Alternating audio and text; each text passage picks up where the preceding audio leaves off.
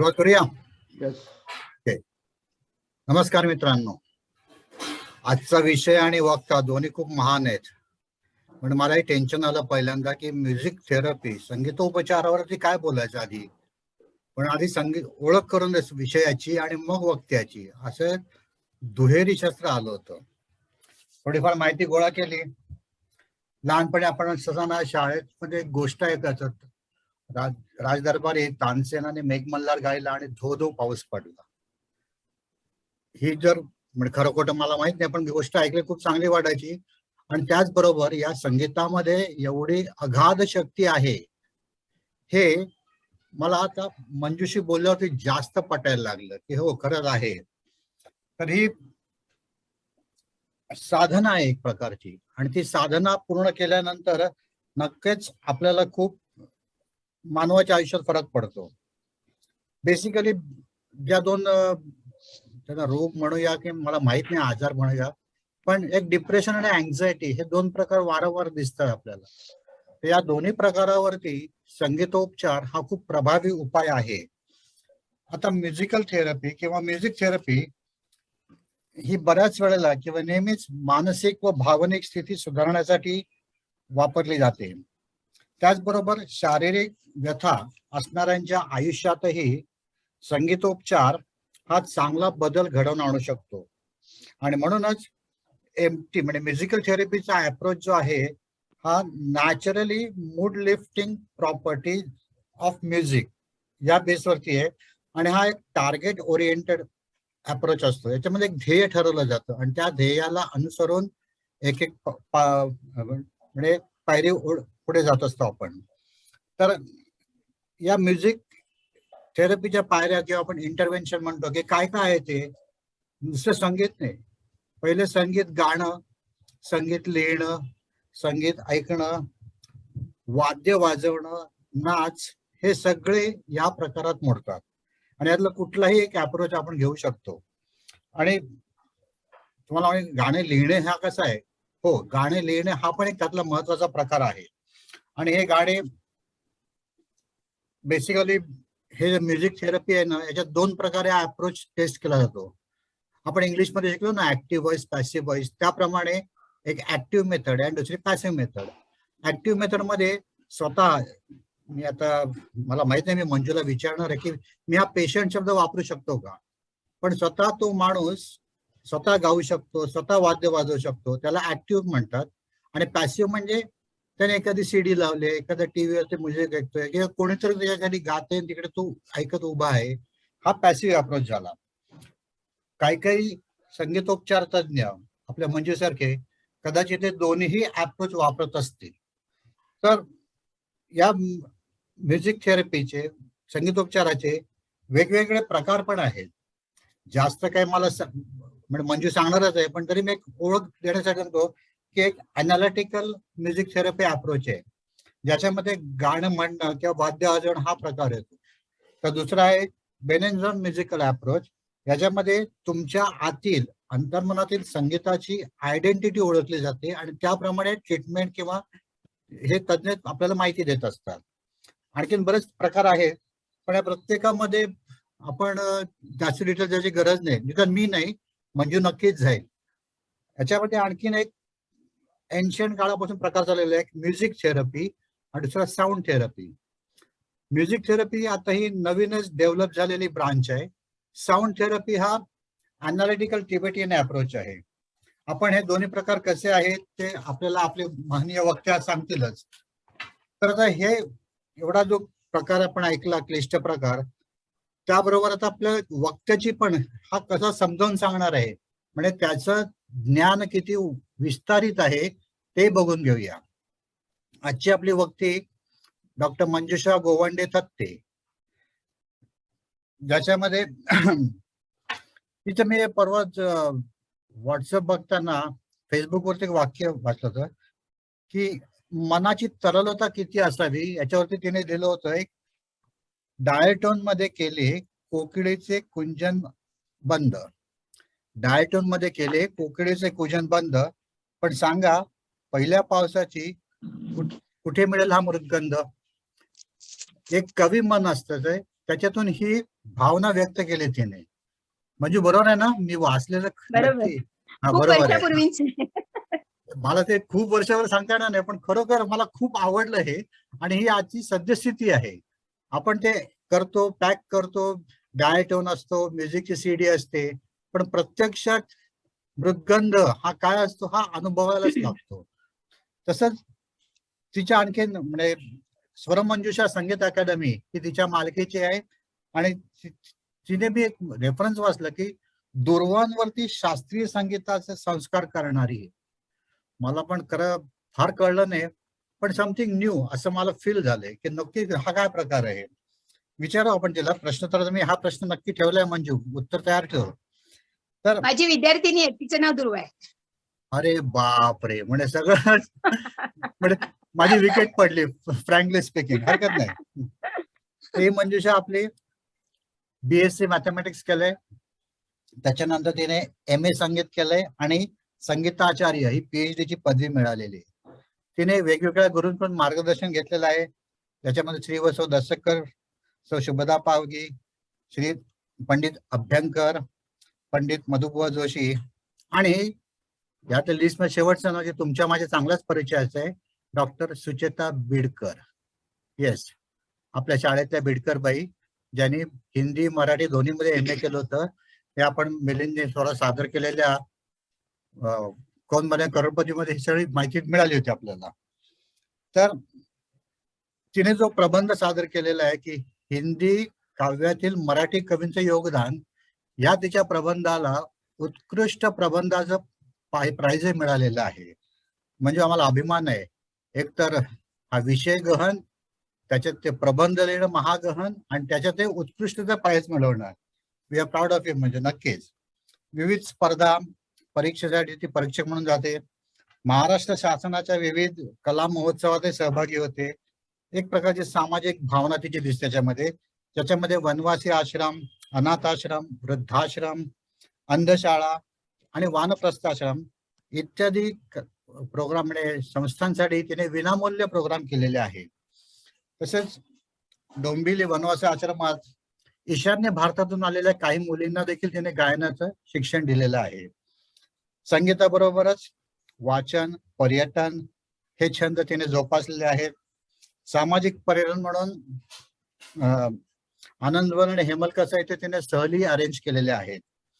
त्याचबरोबर भारतामध्ये बऱ्याच ठिकाणी ती हिंडलेले, त्याचे गुजरातचे बरेचसे फोटो बघायला मिळतात. पण त्याचबरोबर बुखार, भूतान, उझबेकिस्तान, कैरो इत्यादी ठिकाणी भेटी दिलेल्या आहेत. मी जरा थोडं चक्रावलो, कारण मला कुठे फॉरेनला भेट द्यायचं म्हटलं की अमेरिका, युरोप, जपान, फुल स्टॉप. पण या ठिकाणी मी एकदम थोडस आश्चर्य वाटलं मला. पण त्याचबरोबर तिच्या जाज्वल्य देशाभिमान दिसला जेव्हा ती ताश्कंदला लालबहादूर शास्त्रींच्या पुतळ्यापुढे उभे राहून फोटो काढला आणि सांगते की समोरचा लालबहादूर शास्त्री मार्ग आहे. तिच्या त्या चेहऱ्यावरच्या एक्सप्रेशन मध्ये देखील भारताबद्दलचा अभिमान ताश्कंद मध्ये दिसून आलेला आहे. वेगवेगळ्या युथ हॉस्टेलतर्फे तिने 5 ट्रेक केलेले आहेत. संगीत विषयक अनेक लेख तिने प्रकाशित केलेले आहेत. लहान मुलांना घेऊन मुंबई आणि रत्नागिरी या आकाशवाणीच्या कार्यक्रमावरती जवळजवळ 25 कार्यक्रमाचं ते लेखन आणि दिग्दर्शन केलेलं आहे. सध्या दापोलीला निसर्ग सानिध्यात राहून विविध पक्षी आणि झाडे यांचा आनंद घेत आहे. मला असं आठवतंय की आपल्या अरविंदच्या प्रोग्रामला आम्ही बोलत असताना तिने सांगितलं होतं मला की आवाजावरून ती अरविंद पक्षी ओळखतो.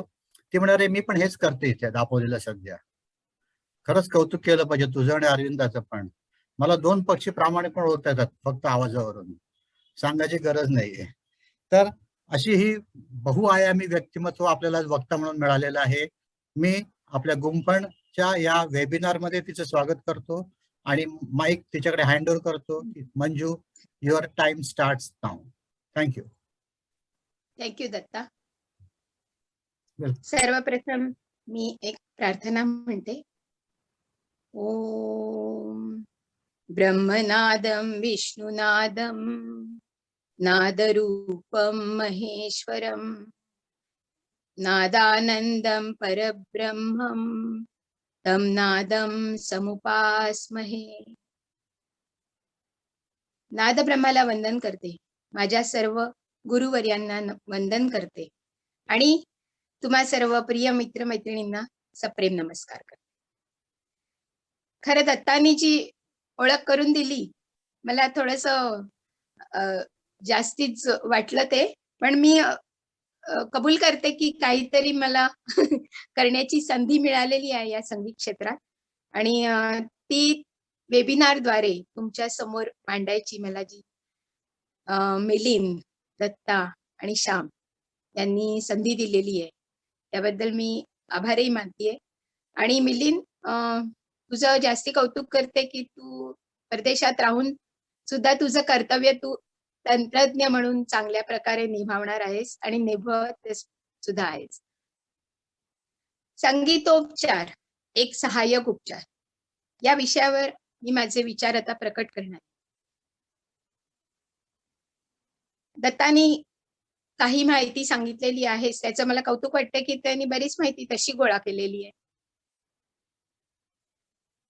सुरुवात आपण एक संगीताबद्दलची व्याख्या पंडित दामोदरांनी जी केलेली आहे त्यापासून करूया. गीतम वाद्यम तथा नृत्यम च संगीतमुच्यते. जे गायन, वादन आणि नृत्य या तिन्ही कलांना मिळून संगीत असं संबोधलं जातं. मानवी जीवन आणि संगीत हे हातात हात घालूनच सुरू झालेलं आहे. आता मानवी जीवनाशी संगीत हे कोणत्या कोणत्या विषयांनी जोडलं गेलंय त्याबद्दल मी थोडीशी पार्श्वभूमी सांगते. सर्वप्रथम घेऊया आपण विषय निसर्ग आणि संगीत. निसर्गामध्ये अतिशय सुंदर असे ध्वनी आपल्याला ऐकू येतात, नाद ऐकू येतात, ज्याच्यामध्ये समुद्राची गंभीर गाज आहे, पक्ष्यांचं मधुर पूजन आहे, पानांची सळसळ आहे, बांबूच्या बेटातून वाहणारा वारा आहे, झुळझुळ वाहणारे झरे आहेत, कोसळणारे धबधबे आहेत. एक ना अनेक निसर्गाची अनेक रूप, पावसाची अत्यंत सुंदर रूप, काही भयावह रूप, काही रौद्र म्हणतात तशी रूप आणि काही सौम्य रूप. तर असा हा निसर्ग माणसाच्या अगदी जवळचा. साहजिकच यामधून निघणारे जे ध्वनी आहेत, जे नाद आहेत, यामधून स्वरांची निर्मिती झाली. आपण आधी गायनाचा विचार करूया. सर्वांना माहित आहेच, सारे गम पधनी हे जे 7 स्वर आहेत, त्या स्वरांची उत्पत्ती सुद्धा आपल्याला निसर्गानेच दिलेली देणगी आहे. आपले जे ऋषी मुनी होते त्यांनी पक्ष्यांचा, प्राण्यांचा आवाज हा सुरांसाठी उपयोग करून घेतलेला. आता सा निघालेला आहे मोराच्या केकारावात, रे निघालेला आहे बेडकाच्या डरावण्यात, ग हा निघालेला गाईच्या हंबरण्यात, म निघालाय हा बकरीच्या मेमेम, प कोकिळ, कोकिळ बुवा गातात, कोकिळा ताई गात नाही, तर कोकिळ या पक्षापासून. दैवत हा ध हत्तीचा चित्कार त्याच्यातून निघाले आणि हे घोड्याच्या किंकाळण्यामधून निघाले. अशी ही स्वरांची उत्पत्ती जी झालेली आहे, त्या स्वरांना क्रमाक्रमाने आपल्या गळ्यावर चढवलेले. म्हणजे सुरुवात होते साने सा, त्याच्यावर रे, क्रमाक्रमाने असे वर जातात. सा रे ग म प ध नि सा, सा नि ध प म ग रे सा, असा याला आरोह आणि अवरोह म्हणतात. तर हे जे सारे गम पधनी हे सूर जशी निर्मिती झाली आणि मग मानवाचा मेंदू जो तल्लख आहेच आणि वेगवेगळ्या ग्रंथाच्या रचनांमधून, संगीतज्ञांच्या वेगवेगळ्या परिणामांमधून, या संगीतामधून, या सुरांमधून वेगळंच विश्व तयार झालं. या 7 सुरांच्या सोबत आले रे ग ध नि कोमल, आणि म तीव्र असे एकंदर 12 स्वर साधारणपणे इसवी सनाच्या 2ऱ्या ते 3ऱ्या शतकाच्या सुमारास 12 स्वर तयार झाले आणि ते स्वर आजतागायत 12च आहेत. अजून कुठलाही 13वा स्वर कोणीही त्याच्यामध्ये मिळवलेला नाहीये. त्यामुळे 12 स्वरांचं संगीत ही भारताने जगाला दिलेली अनमोल देणगी. म्हणजे जसा आयुर्वेद योग आहे तसं हे संगीत 12 स्वरांची हे जी दान आहे हे संपूर्ण विश्वाला दिलेलं आहे भारताने. आता ह्याच्या पुढे जाऊया. हे गायन झालं. जसं मी मगाशी व्याख्या केली गायन, वादन आणि नृत्य. आता आपण वादनाकडे वळू. निसर्गामध्ये वादन हे कसं सुरू झालं असावं याचा आपण विचार केला तर आपल्या देवी देवतांच्या हातामध्ये वाद्य दिसत. बांबूच्या बेटामधून वारा वाहिला.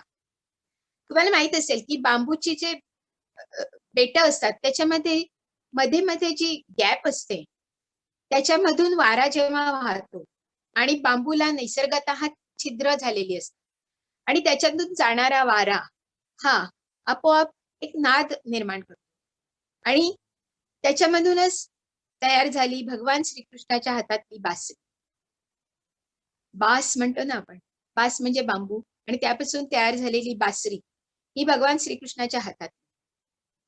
त्यानंतर आपण बघूया तालवाद्य ते कसं तयार झालेलं असेल असा विचार केला तर पूर्वी जे शिकार करून प्राणी आणलेले आहेत त्या प्राण्यांचं आतला सगळं साफ करून त्याच्यावरचं जे कातड होतं ते वाळत टाकलेलं आणि वाळत टाकता टाकता सहज पावसाचे थेंब पडले त्याच्यावर, काठीने आघात केला असता आवाज आला आणि निर्मिती झाली तालवाद्यांची. जगाच्या कानाकोपऱ्यात तुम्ही जा, चांबडं मढवलेलं एखाद्या पोकळ धातू किंवा लाकूड याच्यावर ते ताणून बसवलेलं असं तालवाद्य प्रत्येक ठिकाणी तुम्हाला आढळेल आणि तो शंकराच्या हातातला जो डमरू आहे ते तालवाद्याचं एक सुरुवात आहे अशी आपण म्हणूया. त्यानंतर पुढे जाऊ तर तंतुवाद्य. तंतू याचा अर्थ तार, तारेच्या साह्याने जन्मलेली वाद्य म्हणजे तंतुवाद्य. ही तंतुवाद्य तयार झाली या धातूच्या तारांनी. धातूचा शोध मानवाने लावला, त्याच्या तारा केल्या. त्यानंतर शेतीची सुरुवात झालेलीच होती.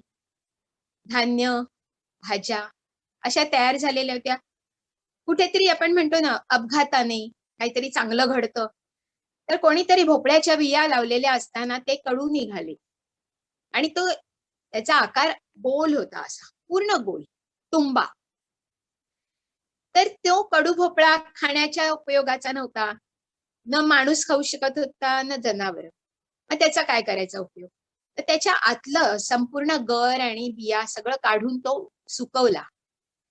त्याला धातूच्या तारा आणि लाकडाची पोकळ अशी एक दांडी असते ती लावली आणि तयार झाली तंतुवाद्य.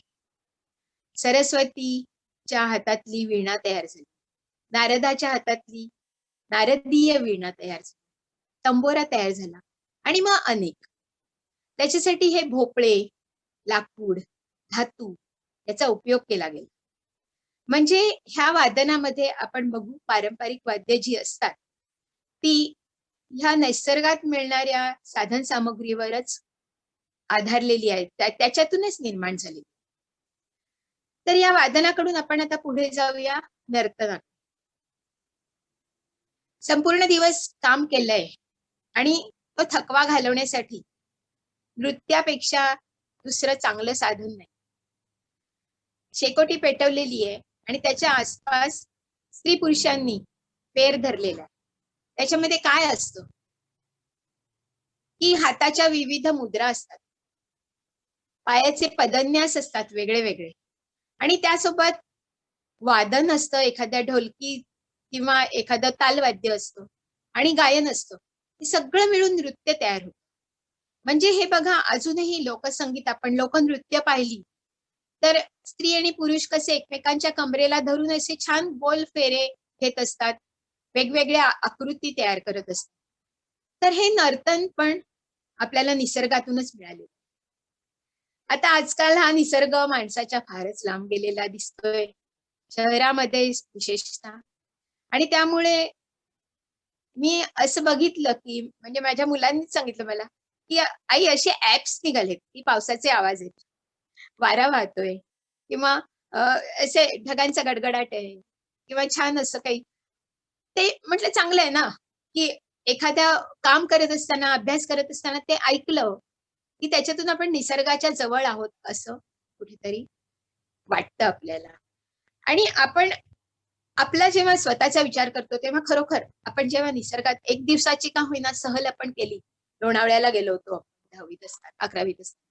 तर मग कसं असतं, की तो जे वातावरण असतं, ते निसर्ग घेऊन आपण मग घरी येतो आणि त्या धुंदीमध्ये आपण 2-3 दिवस आरामात घालवतो.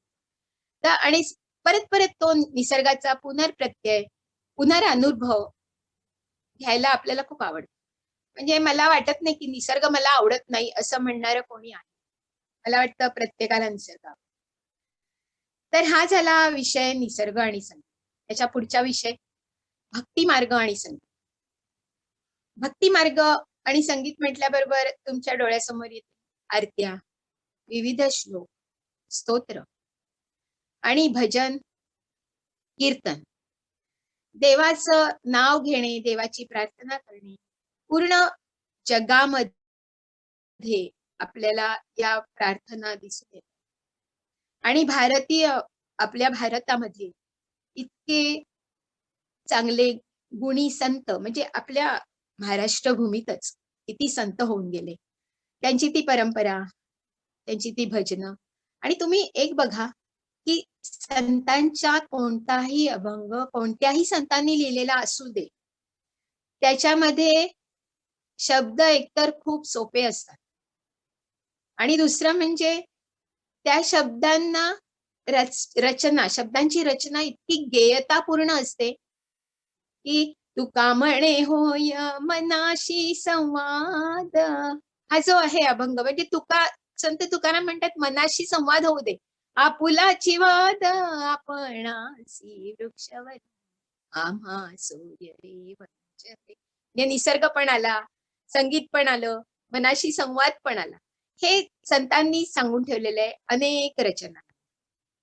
आणि या भक्ती मार्गामध्ये आपण रमतो. कुठेही आपण स्वतः जरी गात नसलो, कुठेतरी ऐकू आले भजनाचे सूर, तर छान वाटतं आपल्याला. आपण नकळत गुणगुणत राहतो. या भक्ती मार्गामधलं जे संगीत आहे, ते मानवी आयुष्याशी निगडीत आहे. त्यानंतर पुढच्या विषयाकडे आपण जाऊया. छंद आणि संगीत. गाणी ऐकणं, विविध गाण्यांच्या रेकॉर्ड्स मला वाटतं विद्याधर आणि शेखर हे आपल्या गुंफणमध्ये एक दर्दी म्हणून नावाजलेले आहेत. विद्याधरकडे पण खूप मोठं कलेक्शन आहे आणि शेखरकडे पण आहे. आणि अजूनही असेल कोणाकडे मला या दोघांबद्दल माहिती म्हणून सांगते.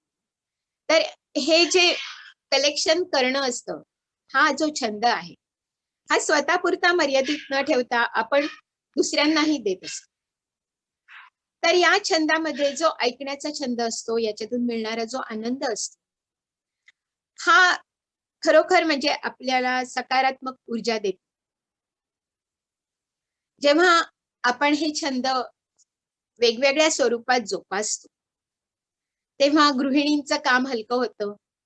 बँकमध्ये एखादं मी ऐकलंय म्हणजे 1-2 बँकांमध्ये, की त्यांचं जे काम चालू असतं, तेव्हा ते संगीतही चालू असतं. जुन्या काळची अशी भावगीतं, भक्तिगीतं अशी चाललेली आहेत.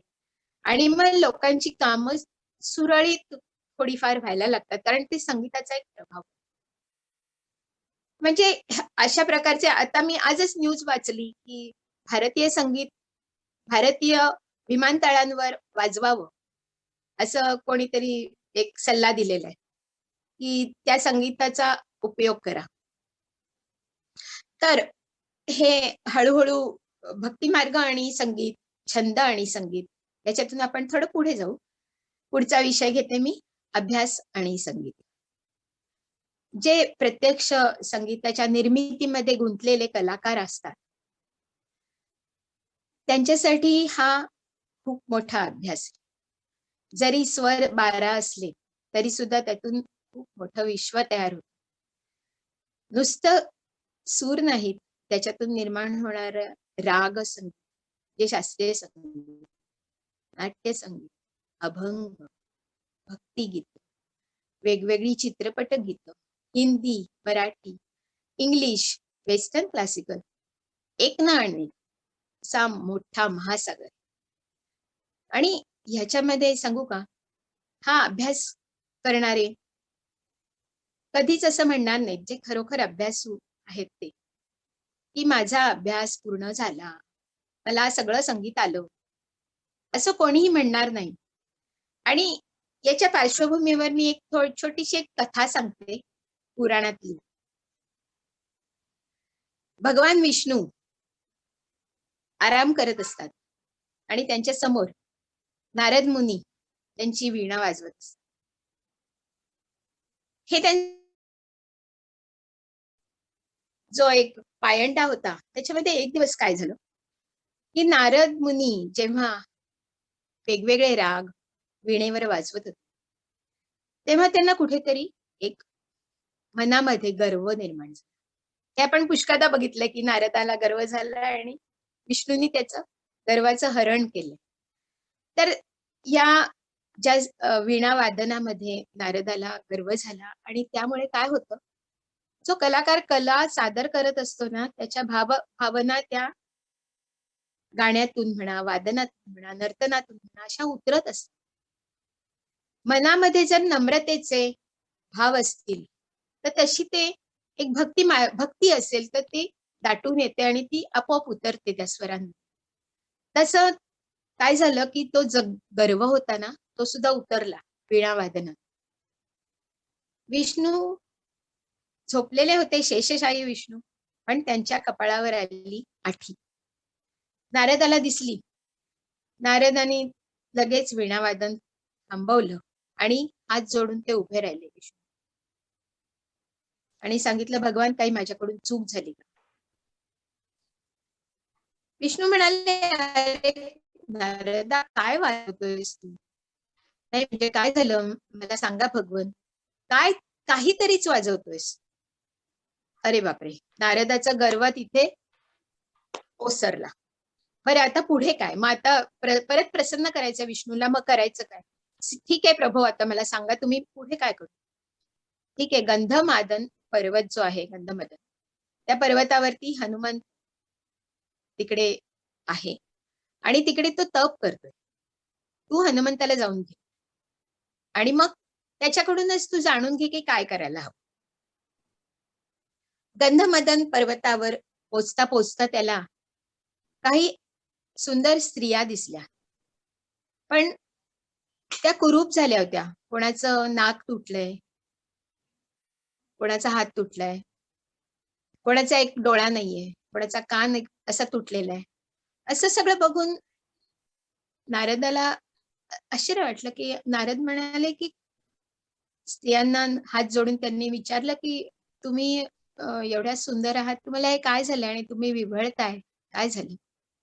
तर त्यांनी सांगितलं, की जे नारद मुनी आहेत ना, त्यांनी आम्ही विविध रागरागिण्या आहोत आणि आम्ही रागरागिण्या आम्हाला जखमी केलेत आहेत.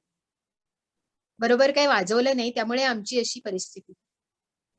नारद त्या क्षणीच नारदाला आपली चूक कळली आणि नारद म्हणाले, की मीच तो नारद, तुमचा अपराधी आहे. आता मी काय करू म्हणजे तुम्हाला हे पूर्ववत तुमचे अवयव मिळतील?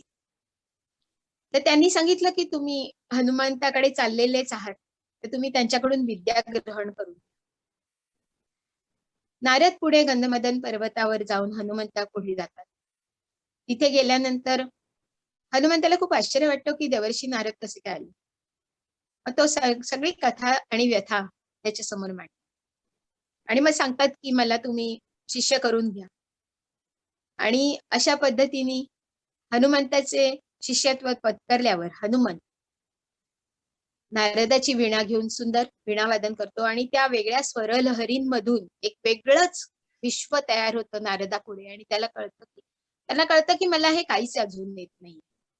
आणि हे होत असताना हनुमंताची स्वरसमाधी लागलेली असताना आणि वीणावादन चालू असताना नारद ऐकत असतात, बघत असतात की सभोवतालची पृथ्वी आणि ते प्राणी, पक्षी, झाडं, वेली यांच्यावर काय प्रभाव पडतो. सगळे आर्द्र झालेत, कोमल झाले. आणि असं करता करता होय.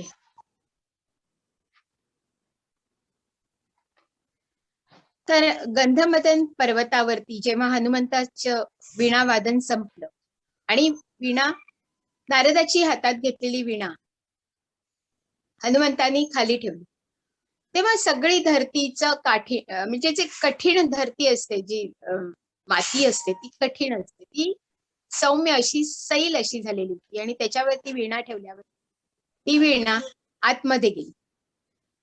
त्यानंतर काय झालं की हनुमंतांनी सांगितलं नारदाला की आता नारद मुनी, आता तुम्ही वीणावादन. नारद मुनी उठले आणि वीणा घ्यायला गेले, परंतु ती वीणा रुतली त्या जमिनीत, कारण जमिनीने पुन्हा आपला कठीणपणा धारण केला. मग आता तिला काढायची कशी त्या वीणेला?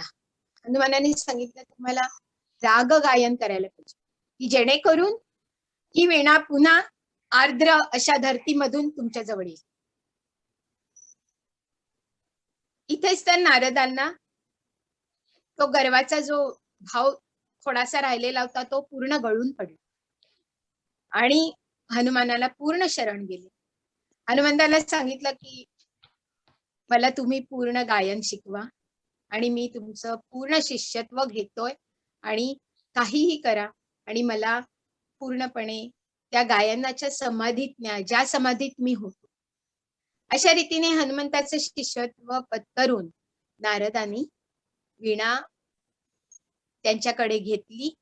त्यांनी असं गायन केलं की ज्यामुळे ती वीणा परत. थोडक्यात असं की या कथेमधून तुम्हाला मी ते मगाशी सांगितलं होतं की कोणीही असं म्हणण्याचं धारिष्ट करू नये किंवा करत नाही की मला संपूर्ण संगीत आले, कारण तो खूप मोठा महासागर आहे आणि एका जन्मातही तो पूर्ण येणं खूपच अवघड गोष्ट. आता आपण पुढे जाऊया अभ्यास आणि संगीत याच्यानंतर. आता ही जी पार्श्वभूमी मी याच्यासाठी तुम्हाला सांगितली की हे सगळं सगळ्यांना माहिती असतं खरं, पण कुठेतरी ती जाणीव करून द्यावी अशी माझी भावना, की संगीत हे आपल्या आयुष्यातून वगळताच येणार नाही. कारण अगदी जन्मापासून ते मृत्यूपर्यंत विविध अशा स्वरूपात आपल्याला ते भेटतच असतं.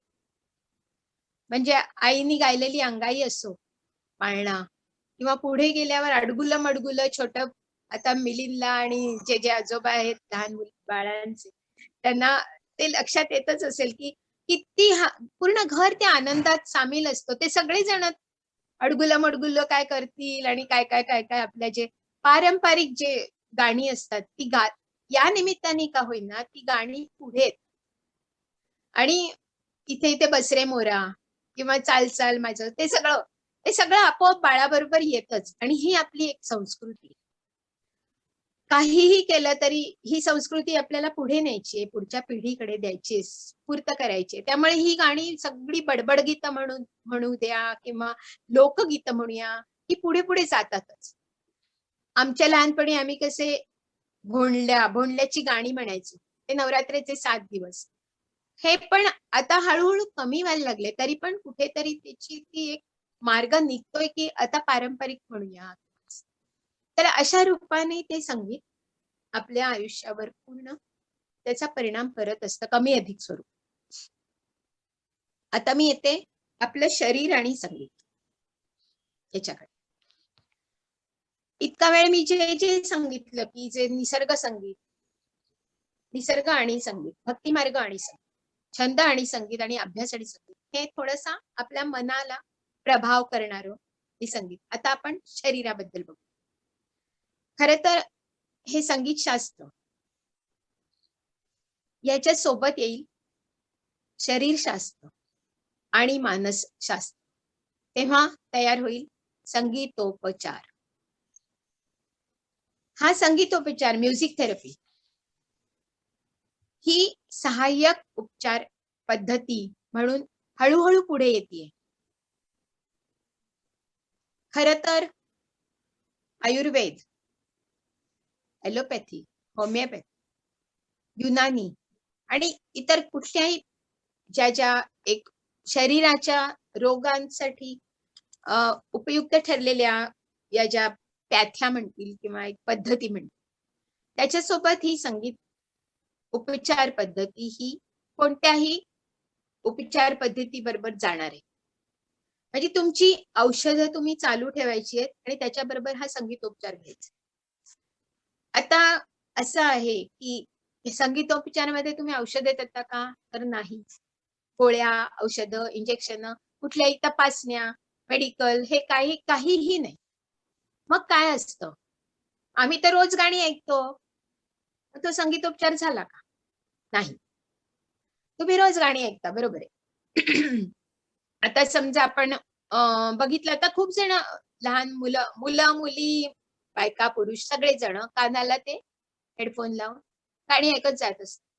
इव्हन मॉर्निंग वॉकला जाताना सुद्धा ते गाणी ऐकत असतात, रेडिओ ऐकत असतात. पण हा संगीतोपचार झाला नाही. म्हणजे संगीतोपचार म्हणजे काय असतं की ते वेगळं असतं. याच्यासाठी प्रत्येक व्यक्तीचं विश्लेषण करावं लागतं. आपल्याला सगळ्यांना माहिती आहे की प्रत्येक व्यक्ती भिन्न असते. त्यांची आर्थिक, सामाजिक, बौद्धिक या सगळ्या पातळ्या वेगळ्या असतात. इव्हन एका घरातली सगळी कुटुंबातली मंडळी सुद्धा एकसारखी नसतात. हे तुम्हाला सगळ्यांना माहिती आहे. आता संगीतोपचार म्हणजे काय नक्की असतं? याच्यासाठी तुम्हाला सारखं क्लिनिकमध्ये जावं लागेल का? आणि ते उपचार घ्यावे लागतील का? तर नाही. हे सुद्धा नाही. मग काय असतं? याच्यामध्ये सगळ्यात आधी त्या व्यक्तीचं विश्लेषण करण्यात येतं. आता बघा, वाढत्या वयाबरोबर वेगवेगळ्या समस्या प्रत्येकाला असतात. शारीरिक व्याधी असतील तर त्याला आपण औषधं असतात, जे आपण नियमितपणे घेत असतो. एक दिवस जरी ती गोळी खाल्ली नाही अमकी तमकी, बीपी म्हणा उदाहरणार्थ, तर अरे बापरे, मी ती बीपीची गोळी विसरले, असं होतं. मग त्याला ड्युरेशन आहे का? किती दिवस आपल्याला घ्यायचंय? डॉक्टर सांगितलं. बरोबर? तसंच हे संगीतोपचाराचं. संगीत उपचार हा तुम्हाला नियमितपणे एकाच वेळेला, जसं तुम्ही गोळ्या घेता तसाच आणि अतिशय सकारात्मकतेने घ्यायचंय. म्हणजे काय करायचंय? एकाग्रतेने ते गाणं ऐकताना किंवा ते जे समजा मी कोणाला एखादा राग हा तुम्ही ऐका, असं मी समजा सांगितलं, की तुम्ही अमुक वेळेला अमुक राग इतक्या वेळाचा ऐका. तर तुम्ही ते बाजूला चाललंय, मग मी वाचन करतोय, नाहीतर काहीतरी गेम खेळतोय, व्हिडिओ गेम खेळतोय, असलं चालणार नाही. मग तुम्हाला याच्यावर संगीत कुठलाच उपचार होऊ शकणार नाही. जोपर्यंत तुम्ही एकाग्रतेने ते संगीत ऐकत नाही तोपर्यंत.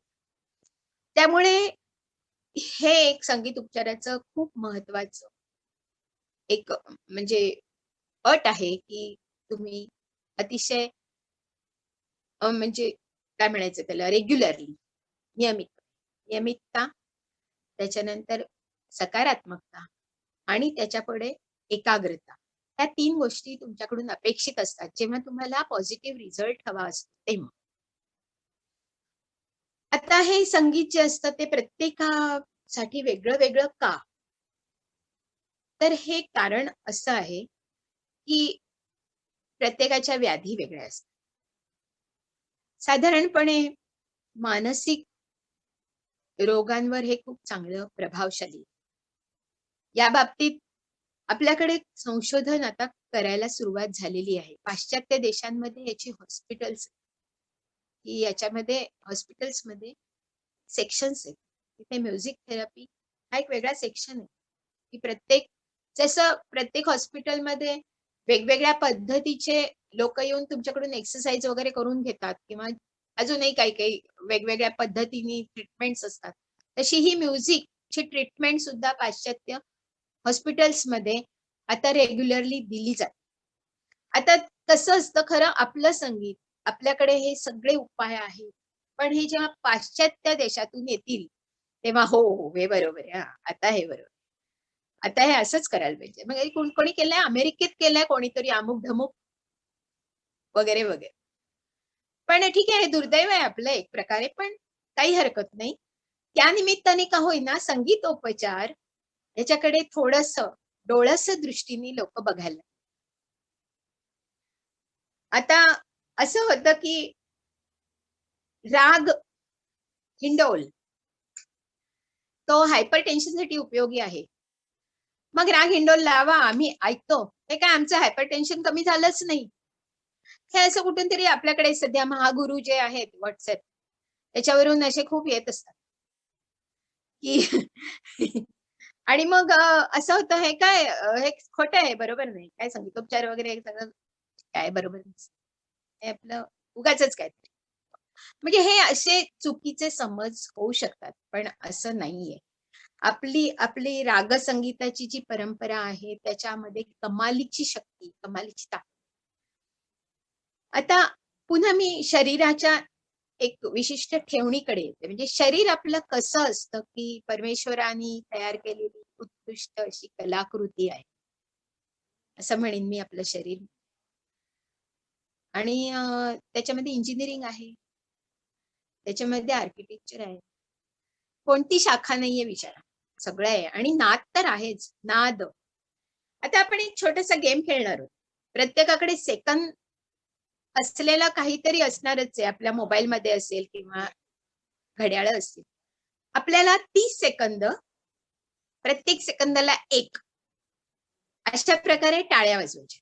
30 सेकंद, 30 सेकंदाला 30 टाळ्या आल्या पाहिजेत. आता आपण वेळ सुरू करूया आणि प्रत्येकाने प्रामाणिकपणे 30 सेकंद समोर ठेवा आणि 30 सेकंदात 30 टाळ्या वाजतात का ते बघा. तर मला वाटतं मिलिंद तू सांगू शकशील की वेळेचं? हो, मी स्टॉपवॉच चालू केलेलं आहे. स्टॉपवॉच. हा, ठीक आहे, करू प्रत्येकाने सुरुवात? टाळ्या वाजवायच्या आणि बघा काय होतं ते. 30 सेकंद झाल्यावर मी सांगते काय आहे. सुरू करूया मिलिंद. येस.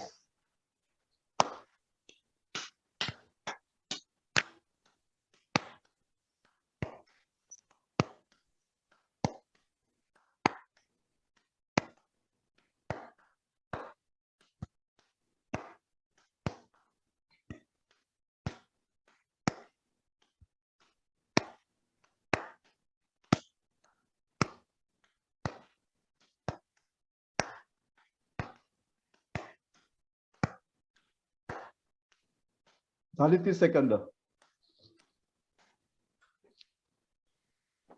सगळ्यांच्या 30 टाळ्या झाल्या का?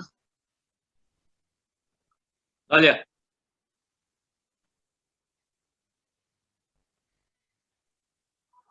झालंय. तू मिलिंद तू काही बोलत असेल तर तुझा हो, अनम्यूट आहे. नाही काय मी म्हणतोय? माझ्या झाल्या असतील, कारण मी प्रत्येक सेकंद इकडे स्टॉपवॉच वरून टाइम वाजवत होतो. जास्त झाल्या. जास्त झालंय. असंच होतं. सांगते कारण त्याचं काय असतं की आपल्याला एक टार्गेट दिलंय. कोणतं टार्गेट? मंजुषा एक मिनिट, सगळ्यांना मी एका म्यूट करतो. सेकंदाला एक मंजुषा टाळी एक मिनिट, हा मी सगळ्यांना म्यूट करतो, परत चालू हा. कर. एक मिनिट, हा तुला अनम्यूट कर नंतर. हा. हा कर, तुला अनम्यूट कर मंजुषा. ओके. याचं कारण आहे की आपल्याला एक टार्गेट दिलंय की 30 सेकंदात 30 टाळ्या वाजल्या पाहिजे, बरोबर? आता 30 सेकंद आपण किती कमी कालावधी आहे खरं. 30 सेकंद म्हणजे काहीच नाही, पण कोऑर्डिनेशन होत नाही. काय कोऑर्डिनेशन असायला हवं? सेकंद होत आहेत 1, 2, 3. आता तुम्ही याला अजून एक टार्गेट देते. 30 सेकंदामध्ये चुटक्या वाजवा. 30 चुटक्या झाल्या. परत एक ओके, करून बघ. सुरुवात करू. स्टॉप वॉच हो, येस. स्टार्ट.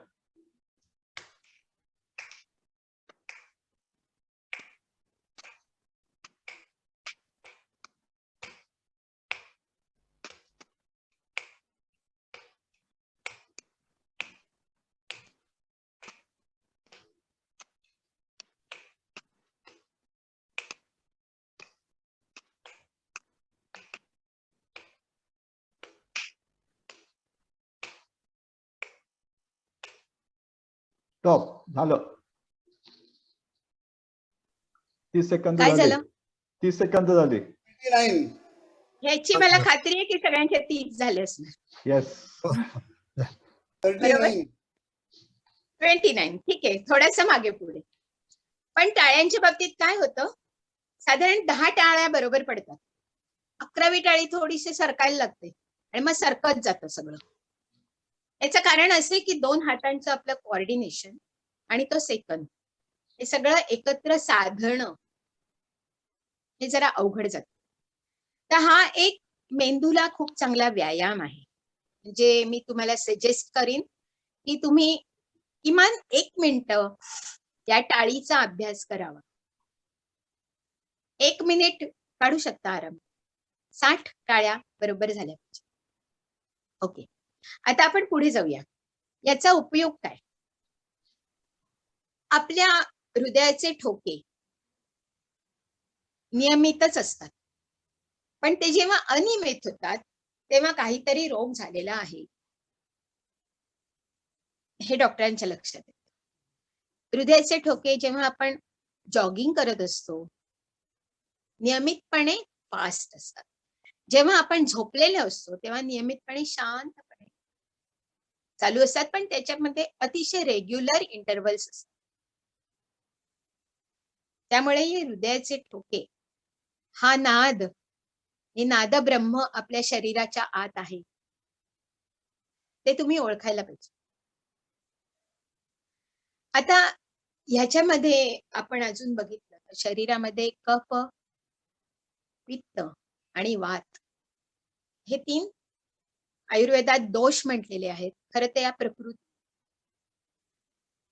हे तिन्ही आवश्यक आहेत आपल्या शरीराला आणि त्या अतिशय संतुलित प्रकारे आवश्यक आहेत आपल्या शरीरामध्ये.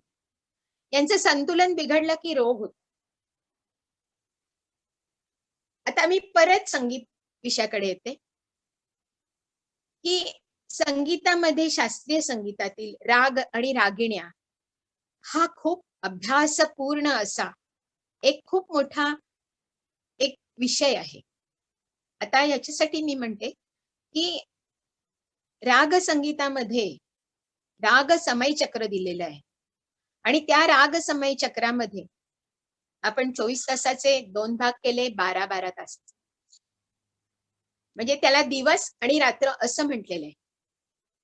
पहाटे 4 ते 7, त्यानंतर 7 ते 10, म्हणजे पहाटे 4 ते 7 प्रातःकाल धरू, 7 ते 10 दिवसाचा पहिला प्रहर, 10 ते 1 दिवसाचा दुसरा प्रहर, 1 ते 4 दिवसाचा दुसरा प्रहर आणि अशा पद्धतीनेच संध्याकाळ, रात्रीचा पहिला प्रहर, रात्रीचा दुसरा प्रहर, रात्रीचा तिसरा प्रहर, अशा पद्धतीने अष्टप्रहर असे 4 आणि 4 असे प्रहर 2 भागामध्ये विभागलेले आहेत दिवसाच्या.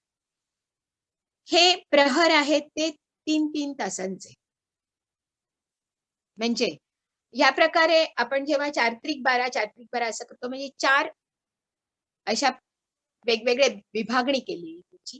त्यामुळे ते प्रातःकाल दिवसाचा प्रथम प्रहर, दिवसाचा दुसरा प्रहर, दिवसाचा तिसरा प्रहर, सायंकाल रात्रीचा पहिला प्रहर, रात्रीचा दुसरा प्रहर, रात्रीचा तिसरा प्रहर, अशा पद्धतीने अतिशय नियमबद्ध पद्धतीने रागांचं वर्गीकरण केलेलं आहे. आणि त्या वेळेला तो राग ऐकला की ते कफ, वात आणि पित्त या प्रकृतीवरती परिणामकारक असतात ते राग. आता हे शोधायचं कसं? आता लंकेमध्ये युद्ध करताना लक्ष्मण बेशुद्ध झालेले आहेत आणि संजीवनी बुटी हवी आहे. ती मिळते द्रोणागिरी पर्वतावर. ते आणायचा कसा? संजीवनी बुटी शोधून कशी काढायची? मारुती रायांना पेच पडला आणि त्यांनी अख्खा द्रोणागिरी आणला.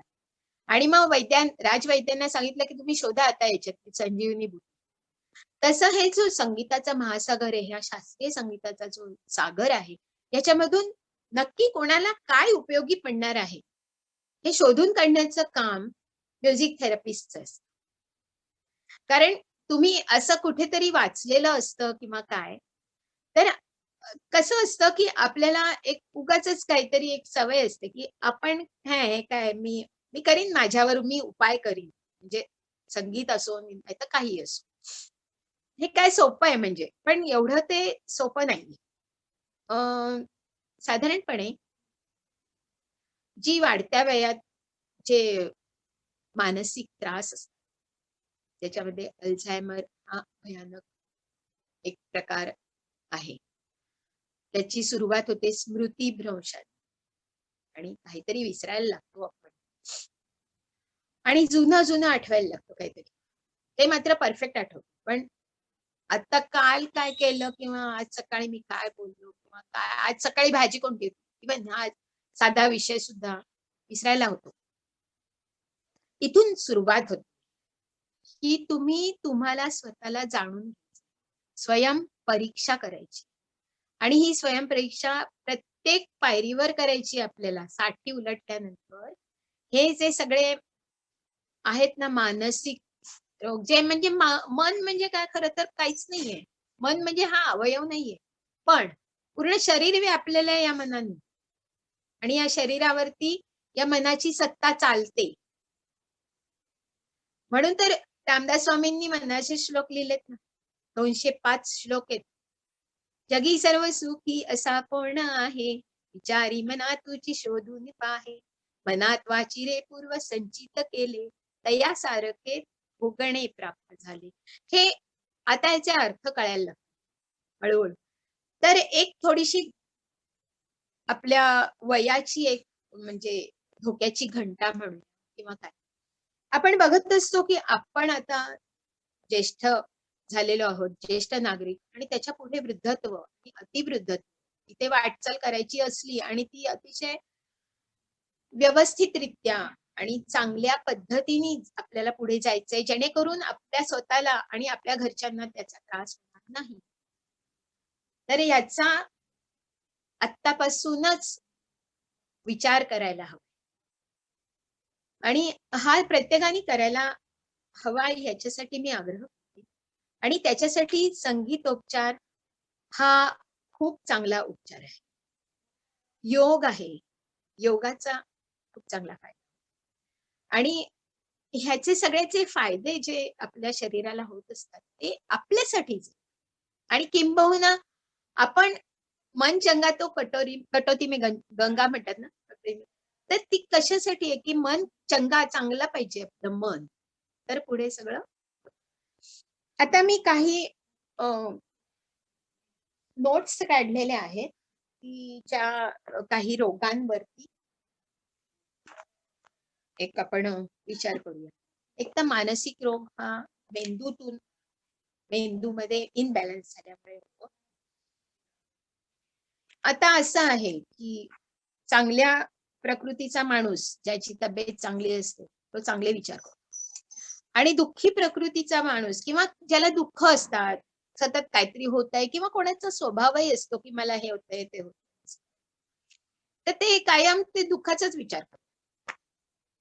तर त्याच्यातून त्यांना आनंदाकडे नेणं संगीतोपचार करतो.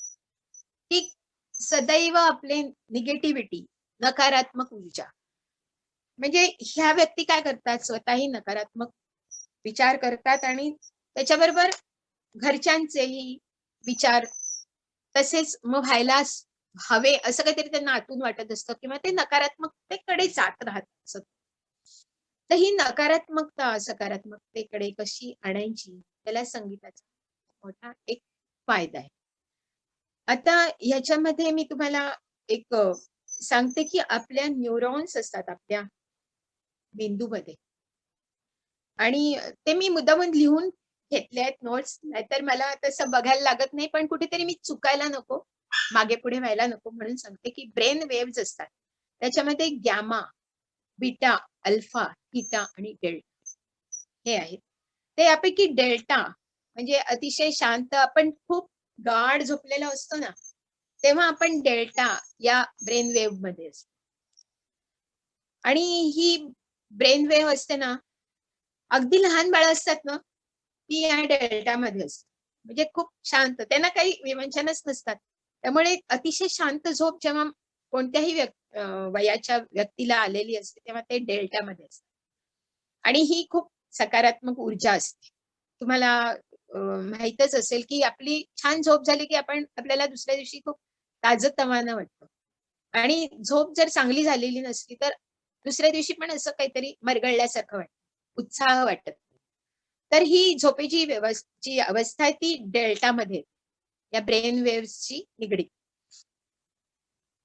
आणि ही जी शांत झोपेची वेळ आहे, ही शांतता निर्माण करतं आपल्या शरीरातला कफ. हा दोष नाहीये. जेव्हा तो अतिरेकाकडे जातो तेव्हा तो दोष होतो. ही प्रकृती आहे.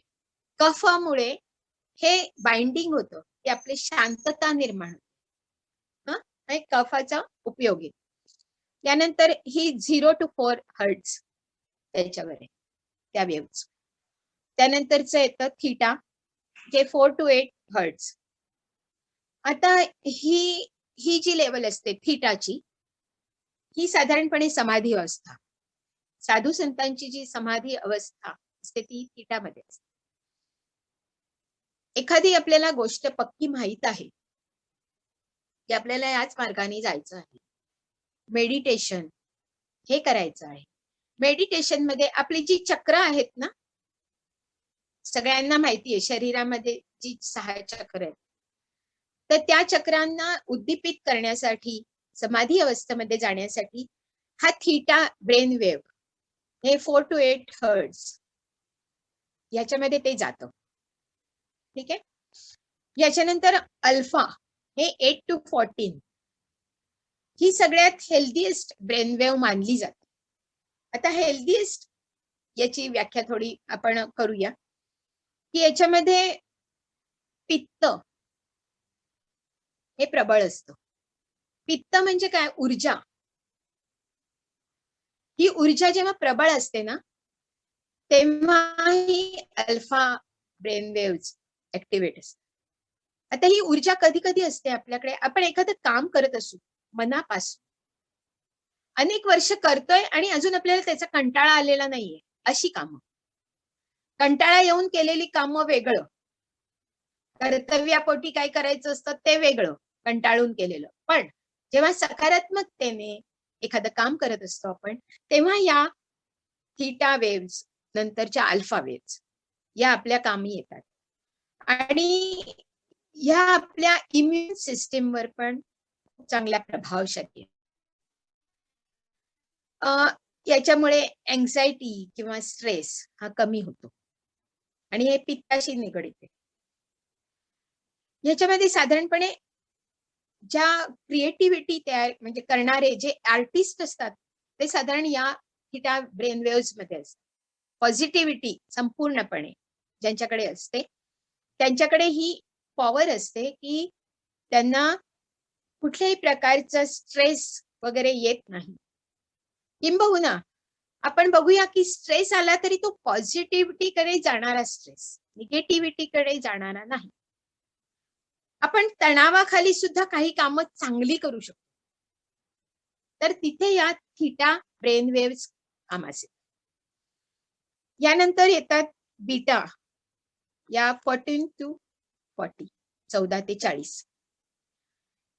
ह्या मात्र स्ट्रेस वाढवतात.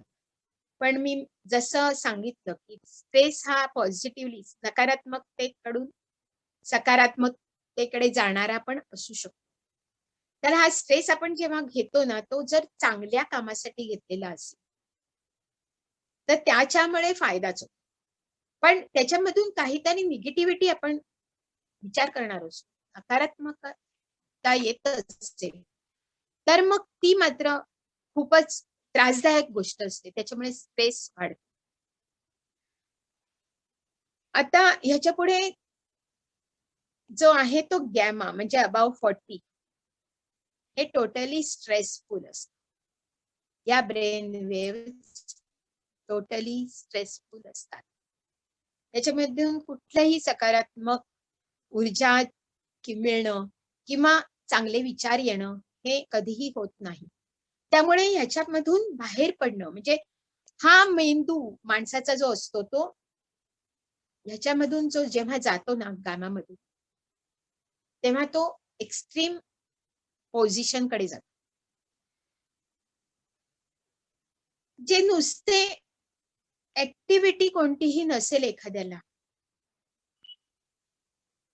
आणि सतत आपली नकारात्मक भूमिका असेल आणि आसपासचं वातावरणही ते त्याच्यामुळे स्वतः पण निगेटिव्हिटीकडे वळलेले असतात आणि आसपासच्या वातावरणाला सुद्धा तसंच नेतात.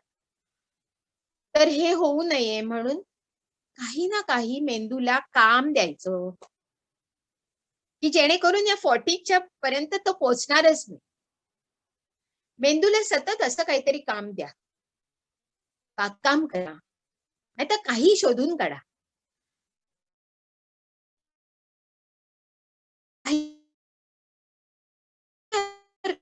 साठीनंतर काही नवीन शोधा आणि मग त्याच्यातून ती ऊर्जा मिळवा आणि आपल्या मेंदूला वाचवा.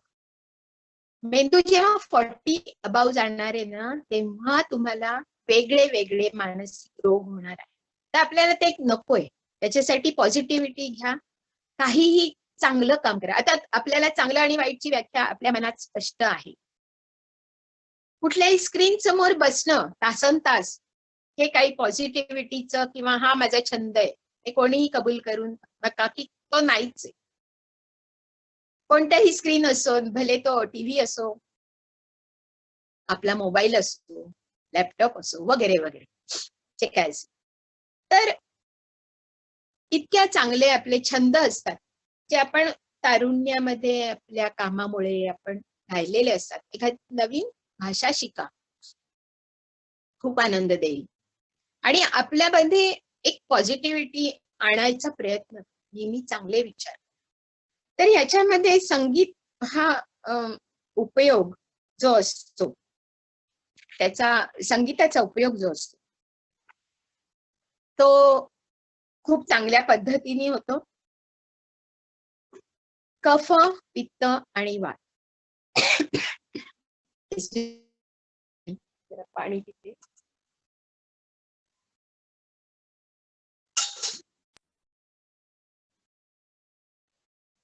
असं असतं की कफ हा बलवान असतो पहाटे 4 ते 7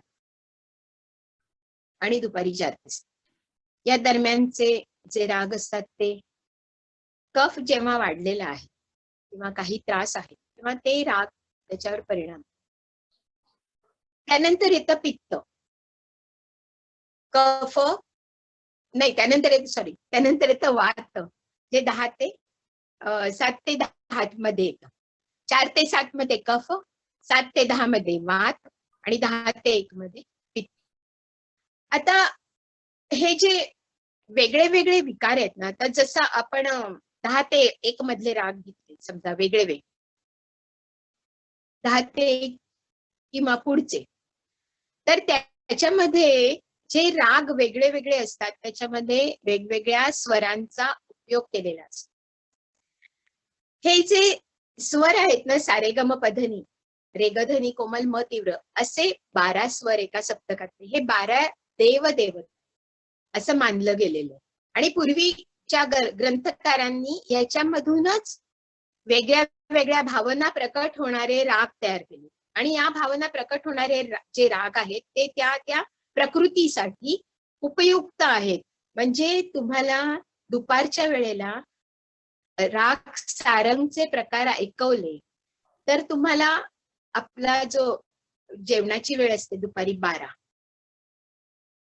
या वेळेला काय झालेलं असतं की आपल्या पोटातला अग्नी प्रज्वलित झालेला असतो, ऊर्जा मिळाले होत असते तयार आणि त्या अग्नीमध्ये तुम्ही काही आहुती दिली तर तो शांत होतो आणि नाहीतर मग ऍसिडिटी सारखे वेगवेगळ्या वेळेला जेवण्याची सवय असणाऱ्यांना याचा खूप त्रास होतो. त्यामुळे जेव्हा तुमचा जठराग्नी प्रज्वलित असेल तेव्हाच त्याच्यात आहुती द्यायला हवी आणि ती नियमितपणे त्या वेळेलाच द्यायला. आणि ह्याच्यामध्ये सुद्धा जेव्हा दुपार असते, तुम्हाला एखादा लग्नाच्या समारंभाची जी एखादी जेवणावळ असते किंवा आजकाल बफे असते, तर पूर्वीच्या वेळेला सनई लावली जायची. सनई म्हणजे हे मंगलवाद्याचं प्रतीकच आहे. तर ही सनई जी असते ही दुपारच्या वेळेला जो कोणी जाणकार असेल तो सारंगचे, वृंदावनी सारंग म्हणा, मधमात सारंग म्हणा, सारंगचे वेगवेगळे प्रकार लावेल त्या सनईवर आणि तो तुम्हाला ऐकवेल आणि जेणेकरून तुमची भूक अजून वाढेल किंवा जठराग्नी हळूहळू शांत व्हायला मदत मिळेल. पण हे अर्थात हे खूप जाणकारांचं किंवा माहीत असणाऱ्यांचंच काम आहे. पण प्रत्यक्ष काय होतं की वेळा सांभाळल्या जात नाहीत आणि असे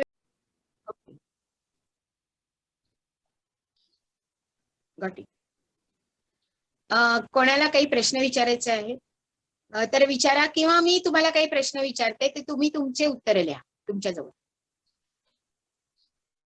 काय करूया? तसंही वॉट यू आर द ठीक मास्टर. आहे, मी तू सांगशील ते. पण तुझं अगोदर सगळं सेशन कम्प्लीट झालं का? म्हणजे तू कफ वगैरे, कफ आणि याच्यावर जठराग्नी वगैरे वर बोललीस. पुढे याच्या पुढे आणखीन काय आहे का? याच्या पुढे म्हणजे ऍक्च्युली काय आहे की हे कफ, वात आणि पित्त हे प्रत्येकाची प्रकृतीप्रमाणे कमी जास्ती झाले तरच काही रोग तयार होतात. तर हे बॅलन्स असले पाहिजेत आणि त्याच्यासाठी संगीताचा कसा उपयोग केला जाईल हे मी असं. Very nice. मीरा तुझा अनम्यूट तू काय बोलते? त्याच्यासाठी कुठलं संगीत ऐकावं म्हणजे काय ऐकावं एक्झॅक्टली? हा, मी तेच मगाशी मी तेच म्हटलं की हे जनरल असं सगळ्यांना एकसारखं नाही सांगत, कारण हे प्रत्येकाच्या प्रकृतीप्रमाणे, प्रत्येकाच्या बॅकग्राऊंड प्रमाणे वेगळं वेगळं असू शकतं आणि त्याप्रमाणे ते करावं लागतं. कारण ते असं मी एकच राग सांगीन आणि मग तुम्ही ते कराल आणि ते त्याच्यातून काही तुम्हाला समजा नाही मिळाला फायदा तर मग तुम्हाला वाटेल की हे काय संगीताचा उपचार बरोबर नाही. असं होऊ नये म्हणून प्रत्येकाचा एक वेगळा वेगळा फायदा असतो आणि राग हे जे असतात ते कशा पद्धतीने ऐकावे आणि ते कोणाचे ऐकावे आणि वादन शक्यतो ऐकावं हा संगीतोपचाराच्या मागचा एक म्हणजे विचार असतो.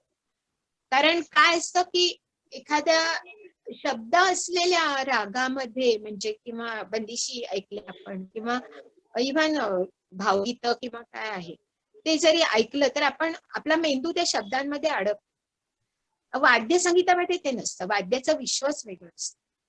अर्थात तुम्ही जेव्हा मोकळे असाल, तुम्हाला काही काम नसेल आता किंवा वेळ कसा घालवावा तर तुम्ही कुठलीही गाणी ऐका, ते त्याचा सकारात्मकच प्रभाव पडतो. असं काही नाही की तुम्ही रागत संगीतच ऐकायला पाहिजे असं काही नाही. तुम्हाला जे जे आवडतं ते तुम्ही ऐका, आपली जुनी हिंदी चित्रपट गीतं ऐका, काही ऐका. पण जेव्हा थेरपीचा आपण जेव्हा विचार करतो संगीतोपचार तेव्हा ते शास्त्रीय वाद्य संगीत असावं असा साधारणपणे विचार आहे सगळ्यांचा. त्याचा एक फायदा होतो.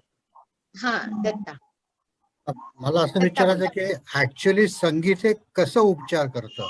म्हणजे ते ऐकल्याने स्पंदन निर्माण होतात किंवा काय? उदाहरणार्थ मी त्या वाचताना मला कळलं की डायबिटीस वरती पण संगीत उपयोगी पडतं. तर हाऊ म्हणजे काय ऍक्च्युली होत असतं की जे आपल्याला जाणवतं का आपण नुसतं हा ऐकतोय? असं काही मेजरमेंट आहे का? हो बरोबर आहे. चांगला प्रश्न आहे तुझा. मी मगाशी ब्रेन वेव्हज बद्दल सांगितलं होतं. त्या ब्रेन वेव्हज ज्या असतात त्या आपल्या जेव्हा एखादा समजा आता डायबिटीस आहे तुम्हाला आणि तुम्ही एखादा संगीतोपचार तुम्हाला घ्यायचा आहे तर त्याच्यामध्ये डायबिटीस साठी म्हणजे नक्की काय असतं, शुगर लेवल आपली जी डिस्टर्ब असते त्याच्यामध्ये तुम्हाला बॅलन्स करण्यासाठी एक त्याच्यामध्ये खूप संशोधन अजूनही खूप चालू आहे म्युझिक थेरपीमध्ये आणि दररोज असं काहीतरी वेगळं वाचनात आपल्याला येतं आणि ह्याच्यामध्ये जे एक्स्ट्रीम जे असाध्य रोग आहेत कॅन्सर सर, तर त्या टाटा कॅन्सर वॉर्ड्स मध्ये वगैरे सुद्धा इव्हन लहान मुलांच्या सुद्धा संगीत ऐकवलं जातं आजकाल सुरू झालं. तर हे संगीत नक्की काय करतं की तुमच्या वेदना कमी करतं. आता अर्थातच मोडलेलं हाड वगैरे काय कोणी कुठल्याही संगीतोपचाराने जोडलं नाही जाणार, त्याच्यासाठी औषधच पाहिजे. तसं डायबिटीसचं वगैरे सुद्धा आहे की त्या औषधं हवीतच. म्हणजे जी काय तुमची चालू आहे, हा काय मी म्हंटल सुरुवातीला की याच्यातून तुम्हाला गोळ्या औषधं इंजेक्शन काहीही मिळणार नाही, काहीही नाही लागणार. तर फक्त काय आहे की तुम्ही तुमचं मन शांत ठेवणं, जे आजकाल खूप दुर्मिळ झालेलं आहे, त्याच्यासाठी ह्या महत्वाचं. म्हणजे थोडक्यात म्हणजे हा एक सहाय्यक प्रकार म्हणून बघायचा याच्याकडे. हा सहाय्यक प्रकारच आहे, हा मुख्य थेरपी नाही. हा. पण ही खूप चांगली थेरपी आहे की जी निरोगी माणसासाठी पण उपयोगी आहे. बरोबर आहे. पण आता निरोगी माणसाला तर आहे.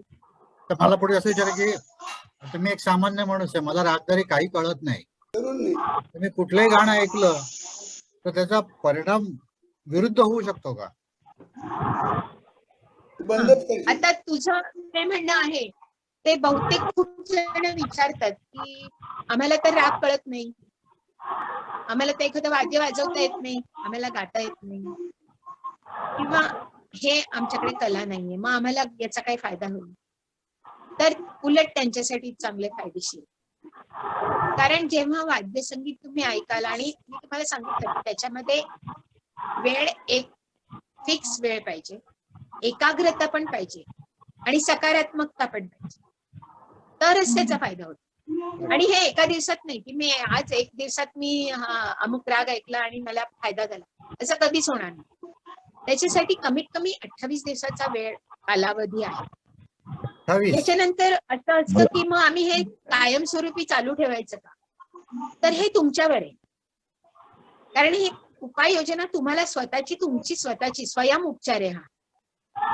आणि तुम्हाला आवडत असेल तर तुम्ही कंटिन्यू करा, नाही तर तिथं थांबा की मला आता बरं वाटतं मी थांबतो. मग परत असं कधी असं वाटलं तर तुम्ही सुरू करू शकता. हे तुमच्याच हातातलं. हा कुठलाही म्हणजे एक संगीत म्हणजे काय असतं, आनंद आणि नाद लहरी ज्या निर्माण होतात, सुरलहरीच्या आपल्या शरीरामध्ये आवड हे सगळं काय आहे, एक वेगळंच विश्व आहे संगीताचं. आणि त्याच्यामधूनच एक सकारात्मकता आपल्याला हवी आहे, मानसिक शांतता हवी, याच्यासाठी हे सगळं उपचार आहे. पद्माला काहीतरी विचारायचं आहे. एक मिनिट पद्मा, तू अनम्यूट कर. हा, मग मला असं वाटतं म्युझिक किंवा वादन ऐकून मनाला खूप शांती मिळते आणि स्ट्रेस कमी होतो. बरोबर. त्यामुळे जर थोडा झाला भलेही डायबिटीज, हायपरटेन्शन रिड्यूस, मेडिसिन्स तर असतात, ती गोष्ट वेगळी, पण ह्यांनी थोडी शांती मिळते मनाला. बरोबर. आणि मन थोडं डिसीज पासून डायव्हर्ट होतं. आता तू स्वतः डॉक्टर आहेस तर त्यामुळे तुला आणखीनच चांगल्या पद्धतीने माझा अनुभव सांगतो. तू आता कॅन्सरचं बोललीस ना, माझा अनुभव सांगतो. 29 जुलै 2010 कॅन्सर होऊन super major surgery 600 stitches were there. I used to listen all 24 hours almost संगीत. सकाळी ललत, आमिर खान साहेबांचा, तोडी, दुपारी संध्याकाळी किंवा मारवा वगैरे वगैरे, म्हणजे भावगीत, संगीत वगैरे. मला त्याचा अत्यंत फायदा झाला. सगळी ट्रीटमेंट माझी शॉर्ट मध्ये झाली. म्हणजे 29 तारखेला मला मंगळवारी ऑपरेशन झालं, गुरुवारी आयसीयूतून काढणार होते. आय कम आउट बुधवारीच मी बाहेर आलो. नंतर माझी प्रत्येक मेडिसिन मला इतकी उपयोग इफेक्ट करत गेली.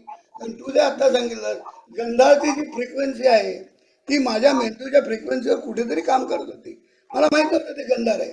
कदाचित आणि तो विचारलं ना, मला माहित नाही राग, मला राग माहित नाही हा यमन वाचतोय की मालकोस वाचतोय, काही हरकत नाही.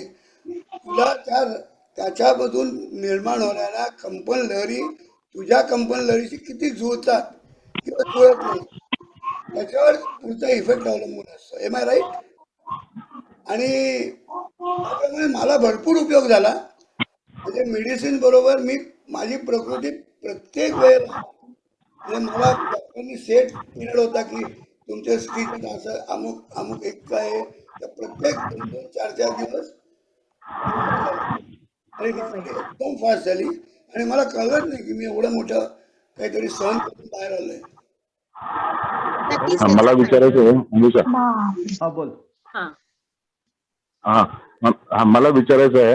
हॅलो. हा बोल बोल. हा बोल ना सुनील बोल. तर पिकासो म्हणत असे अमूर्त शैलीतला मोठा चित्रकार की आम्हाला अशी चित्र काढायची आहेत की जी बघितल्यानंतर दुखणारा दात थांबेल दुखाचा. तसं काय म्युझिकच्या फील्डमध्ये एक्सपेरिमेंट होत आहेत का? करता येतील का म्युझिकच्या की बाबा फील्डमध्ये हो. आता मी म्हटलं त्याप्रमाणे काय होतंय की आता आपल्याकडे हळूहळू म्हणजे आपलं जुनं जे साहित्य आहे किंवा ग्रंथसंपदा आहे ज्याच्यामधून आपल्याला श्लोक किंवा त्याच्यामधून काही आपल्याला माहिती मिळते की पूर्वीच आपल्याकडे शोध लागले. आता पाश्चात्यांकडून जे आलेलं आहे ते आपल्याला आता परत अरे हो म्युझिक थेरपी खूप चांगली असते असं व्हायला लागलंय.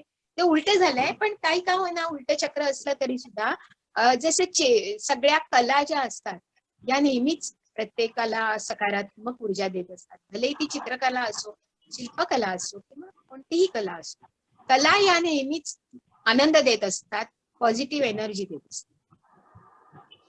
आणि बरोबर. संगीत माझं क्षेत्र थोडं संगीताकडे आहे त्यामुळे मी याबद्दलचे एक माहिती म्हणून सांगण्याचा प्रयत्न केला. संगीतोपचार. खरं आहे. बरं. अच्छा मंजुषा, आता तू जे बोलली ना की आता उपचार पद्धती आता निर्णया ठिकाणी या संगीतोपचार पद्धती निर्णया ठिकाणी वापरायला लागल्या. यामध्ये जर 2 गोष्टी सांगाव्याशा वाटतात. एक म्हणजे माझी मुलगी, दुसरी मुलगी धनश्री, जी धनु आपण त्याला म्हणतो, ती इकडे फ्लोरिडा स्टेट युनिव्हर्सिटीला शिकते. ती न्यूट्रिशन मध्ये करते, पण तिची जी रूम पार्टनर आहे ती या म्युझिक थेरपीमध्ये आहे. तर तिला आता एका हॉस्पिटलमध्ये परमनंट असा जॉब असा मिळालेला आहे की ज्याच्यामुळे ती दररोज तिकडे ऑलमोस्ट 1 तास त्या हॉस्पिटलमध्ये जाते. प्रत्येक पेशंटला ती म्हणजे जे असे त्याच्या तू सांगितल्याप्रमाणे अनालिसिस प्रमाणे एखादं म्युझिक शिकवते आणि तिचे रिझल्ट धनु आम्हाला सांगते ना खूप चांगले आलेले आहेत. हे सगळे खूप संगीतोपचार ऑलरेडी चालू झालेला आहे, काय काय बऱ्याच ठिकाणी चालू झालेला आहे. तू म्हणतेस त्याप्रमाणे वेस्टर्न कडून जेव्हा आपल्या भारतामध्ये येईल तेव्हा आपण ऍक्सेप्ट करू, पण हे खरं आपल्याकडे सुरुवात झालेली आहे सगळी. औषधांचा उपयोग जास्त लवकर व्हायला लागतो. ऍक्च्युली तेच होतं की जेव्हा एखादी शारीरिक व्याधी आपल्याला होत असते तेव्हा आपलं मन खूप दुःखी असतं. त्या मनाला शांतता मिळवून देण्यासाठी हा संगीताचा खूप चांगला फायदा. कारण संगीतामुळे मी म्हणते त्याप्रमाणे कुठल्याही काही ऑपरेशन करणार नाही संगीत किंवा गोळ्या औषधं देणार नाही. पण जी मानसिक शांतता आणि ज्या सकारात्मक ऊर्जा लहरी ज्या निर्माण होते त्याचा फायदा जास्त इफेक्टिव्हली वाचतात, त्यामुळे ते जास्त इफेक्टिव्ह असावं. करेक्ट. वोकल मध्ये दाखवता येत नाहीत तेवढ्या. दुसरी गोष्ट आणि काय असतं की जेव्हा त्या बोल. विषयामध्ये जेव्हा आपण काही अभ्यास करत असतो ना तेव्हा तोच विषय आपल्या डोक्यात असतो. आपल्याला दुसरं काहीच आठवत नाही की वेगवेगळे सूरच आपल्या डोक्यात असतील, वेगवेगळे राग डोक्यात असतील. म्हणजे हा अभ्यास सातत्याने चाललेला असतो. पण 24 तास 7x24 असतं ना तसं. मग त्याच्यामुळे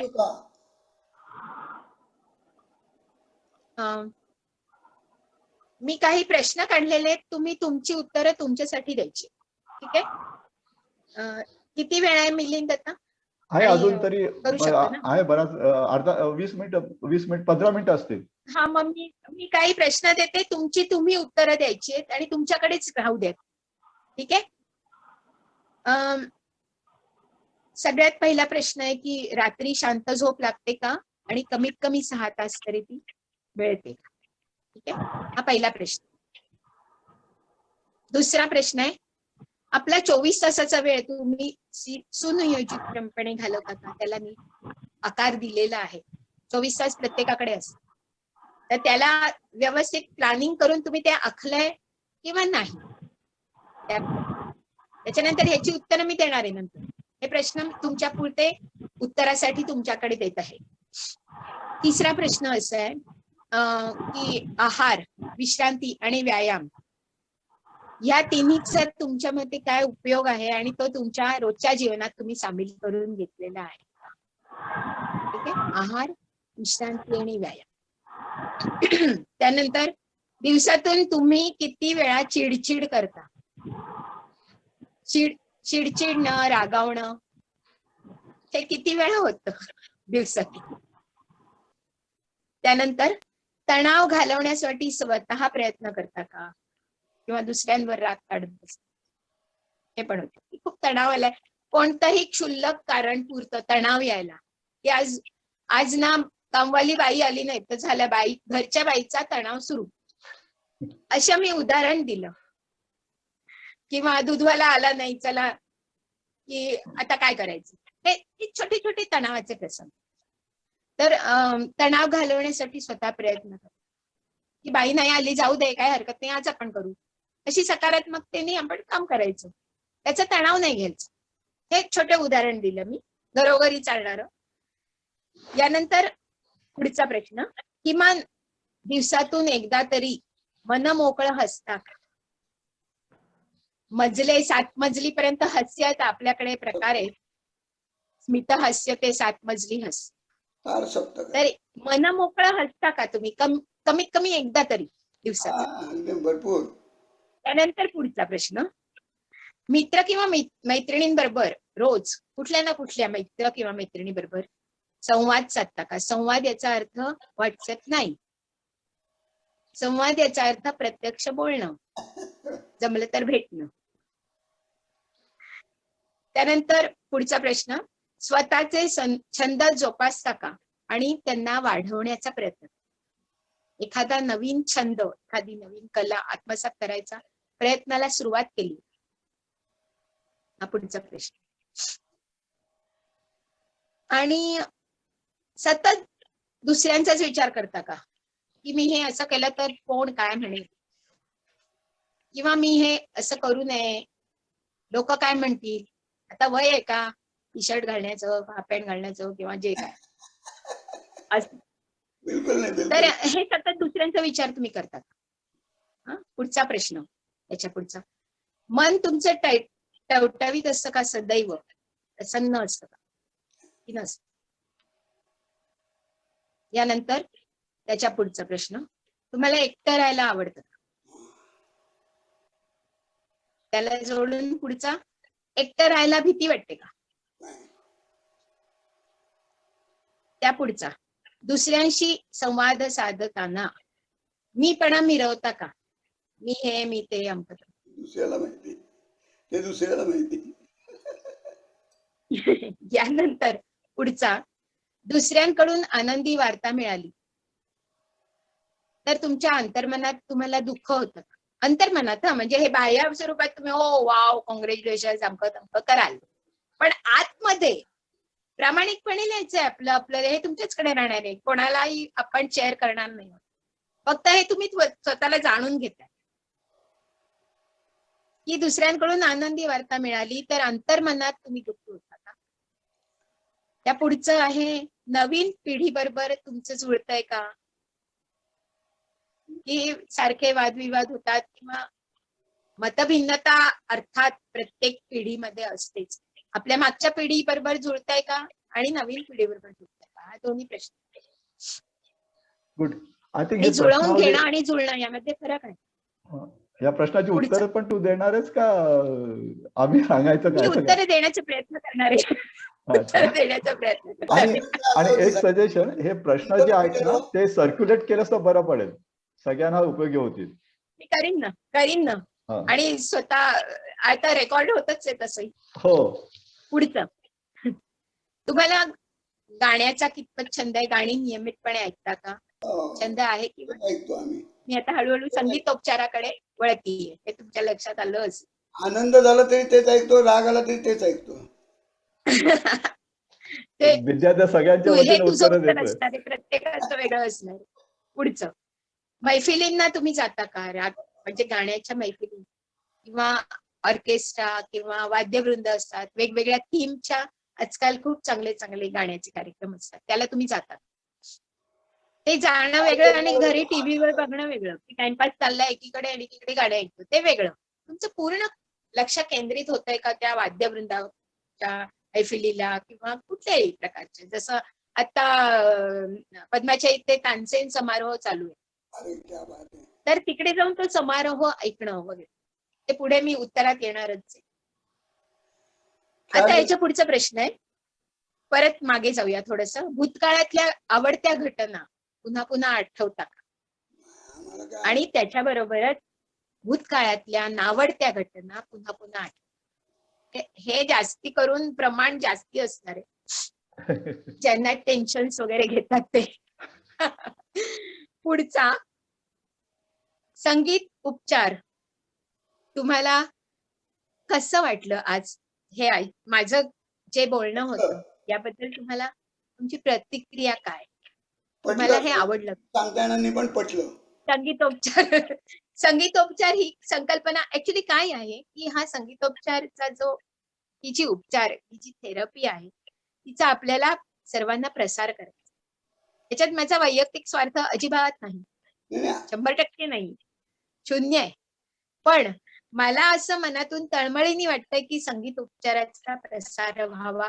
का पाश्चात्य देशातून आल्यावरच आपण घ्यायचंय? का असं करायचं? ठीक आहे, पुढे जाऊया. तुम्ही तुमच्या जीवनात समाजोपयोगी कार्य केलेली आहात का? करत आहात? म्हणजे देणगी देत असाल रेग्युलरली कोणाला ना कोणाला, आणि मला खात्री आहे की आपण सगळेच आपण करतोय.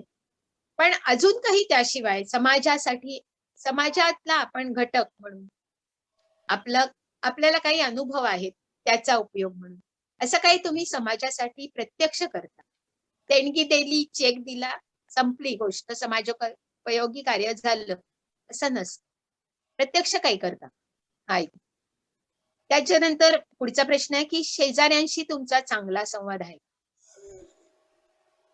शेजाऱ्यांशी पटतं का? किंबहुना संवाद घडतो? त्याच्या पुढचा आहे, तुम्ही तुमच्या सख्या, चुलत, मावस, आते, भावंडांची विचारपूस नेहमी करता का? तुमच्या म्हणा किंवा तुमच्या बायकोच्या किंवा नवऱ्याच्या, जे काय असेल तर ते विचारपूस तुम्हाला नेहमी करायची सवय आहे का? मला माहितीये की मिलिंदचं हे रेग्युलर आहे ना ते संबंध टिकवणं, त्याचं चाललेलं हे खूप चांगलं आहे, सकारात्मक. आता शेवटचा प्रश्न जो सगळ्यांना उत्तर माहितीच असतं पण तरी सुद्धा सांगते की दिवसातला जास्त वेळ कोणत्या ना कोणत्या पडद्यासमोर असता का? स्क्रीन समोर, टीव्ही, मोबाईल, लॅपटॉप वगैरे. हे 25 प्रश्न आहेत. आणि आता पुन्हा एकच नसतो, कुठल्या ना कुठल्या. पहिल्या प्रश्नाकडे येते. ही एक प्रकारे स्वतःला स्वतः ओळखणे ही एक कसोटी आहे. आणि तुम्ही खूप दिवसांनी कदाचित प्रश्न उत्तर अशी सोडवली असतील मागच्या खूप छान कार्यक्रमानंतर. म्हणजे मागच्या कार्यक्रमामध्ये जाणवलंच कौन बनेगा सवाईमध्ये प्रश्नोत्तर आपण सोडवली आहेत. आता मी पण तुम्हाला काही प्रश्न दिलेत. आता आपण आणखीन एक कार्यक्रम अरेंज करू, कौन बनेगा तानसेन. त्याच्यामध्ये सगळे हे 25 प्रश्न विचारूया. नाही, पण मला ह्याच्यातून कोणाचाही स्कोअर विचारायचा नाहीये किंवा कोणी सांगू पण नका, स्वतःच्या जवळ ठेवा. पहिल्या प्रश्नाकडे पुन्हा येते की रात्री शांत झोप लागते का? कमीत कमी 6 तास. तर या प्रश्नाचं उत्तर हो असायला हवं. जर नाही असेल तर तुम्हाला कुठल्या ना कुठल्या उपचाराची, आणि खास करून संगीतोपचार, कारण मी ते प्रमोट करते, त्याचं मी रेकमेंड करीन. रात्री झोपताना तुम्ही साधारण रात्रीचे राग वाद्यसंगीतात ऐका. बासरीवरती राग यमन, केदार, पाहिजे तर नोट करून घ्या, मी सावकाश सांगते नावं. विद्याधरला सगळं पाठच असेल पण मी सांगते. रात्रीच्या वेळेचे राग, प्रसन्न करणारे राग, आणि जे झोप टाकेल. आपल्याकडे अशी आहेत सोयी आता भरपूर उपलब्ध आहेत की तुम्हाला झोप लागली तरी ते चालू राहील, बंद राहील, जे काय करायचं ते तुम्ही करू शकता. म्हणजे असं डोक्यात कुठे ते नको, अरे मी ते बंद नाही केलं असं, त्यामुळे झोप नाही लागत असं नाही. तर राग यमन, राग केदार, राग मारुबिहाग, कल्लावती.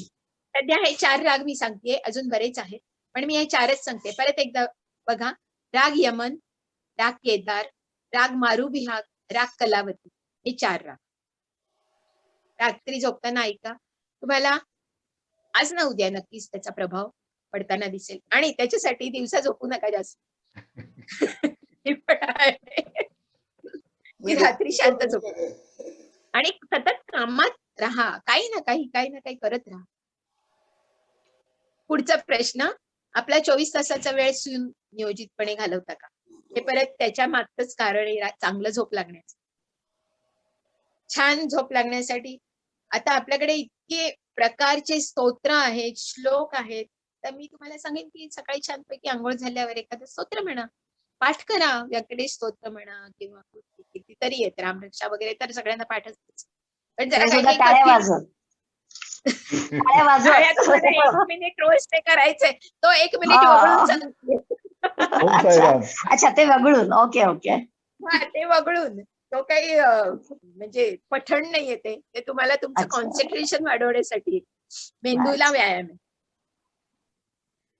त्यानंतर तुमच्या ज्या टाइम टेबल मध्ये आहार, विश्रांती आणि व्यायामाला वेळ दिला आहे का आणि नियमित, तर हे सगळ्या गोष्टी आता बघा, संपूर्ण जगाचं चक्र हे अतिशय नियमित असतं. सूर्य जरी डिसेंबर मध्ये असला तरी तो त्याच वेळेला उगवतो. हळूहळू त्याचा वेळ तो वाढवतो डिसेंबर नंतर आणि जून नंतर तो कमी करतो. हे सातत्य आहे. आपल्या हृदयाचे ठोके जे मगाशी मी तुम्हाला सांगितलं त्याच्यात नियमित आहे. नाडीचे ठोके सुद्धा नियमित आहेत. जेव्हा तुम्ही निरोगी असाल तेव्हाच आहे ऑब्झर्वेशन. तर निसर्गामध्ये सगळ्या गोष्टी नियमितपणे होतात. मोहर आंब्याच्या झाडाला आत्ता यायला सुरुवात झाली आहे. आता देवगडच्या पेट्या जरी आलेल्या आहेत पॉपट मार्केटमध्ये, तरी सुद्धा त्या वेगळ्या पद्धतीच्या एक संकरीकरण किंवा जे काय नैसर्गिकपणे आपण बघितलं तर मोहर आत्ता येते डिसेंबरच्या नंतर. तर त्यामुळे आंब्याचा मोहर म्हणा किंवा पाऊस म्हणा, आता आपल्यासारखं सुंदर देशामध्ये सगळं नियमितपणे चालतं. पावसाळा, हिवाळा, उन्हाळा. आता आधुनिकीकरणामुळे ते टाइम टेबल त्यांचंही बिघडायला लागले. त्याच्याबद्दल बोलणं एक वेगळा विषय आहे. पण साधारणपणे हे जे नियमितता असते ती आपल्या पूर्ण रुटीन मध्ये आणणं आवश्यक आहे. त्याच्यामध्ये आहार, विश्रांती आणि व्यायाम. विश्रांती पण तेवढीच महत्वाची. आहार, मंजुषा 10 मिनिटं चांगला उरले का? आहार घेणं मंजुषा 10 मिनिटं उरले. आणि व्यायाम. मंजुषा चालेल, 10 माझं संपेलच 10 मिनिट. 10 मिनिटं उरलेली आहेत फक्त. 10 मिनिटात संपेलच.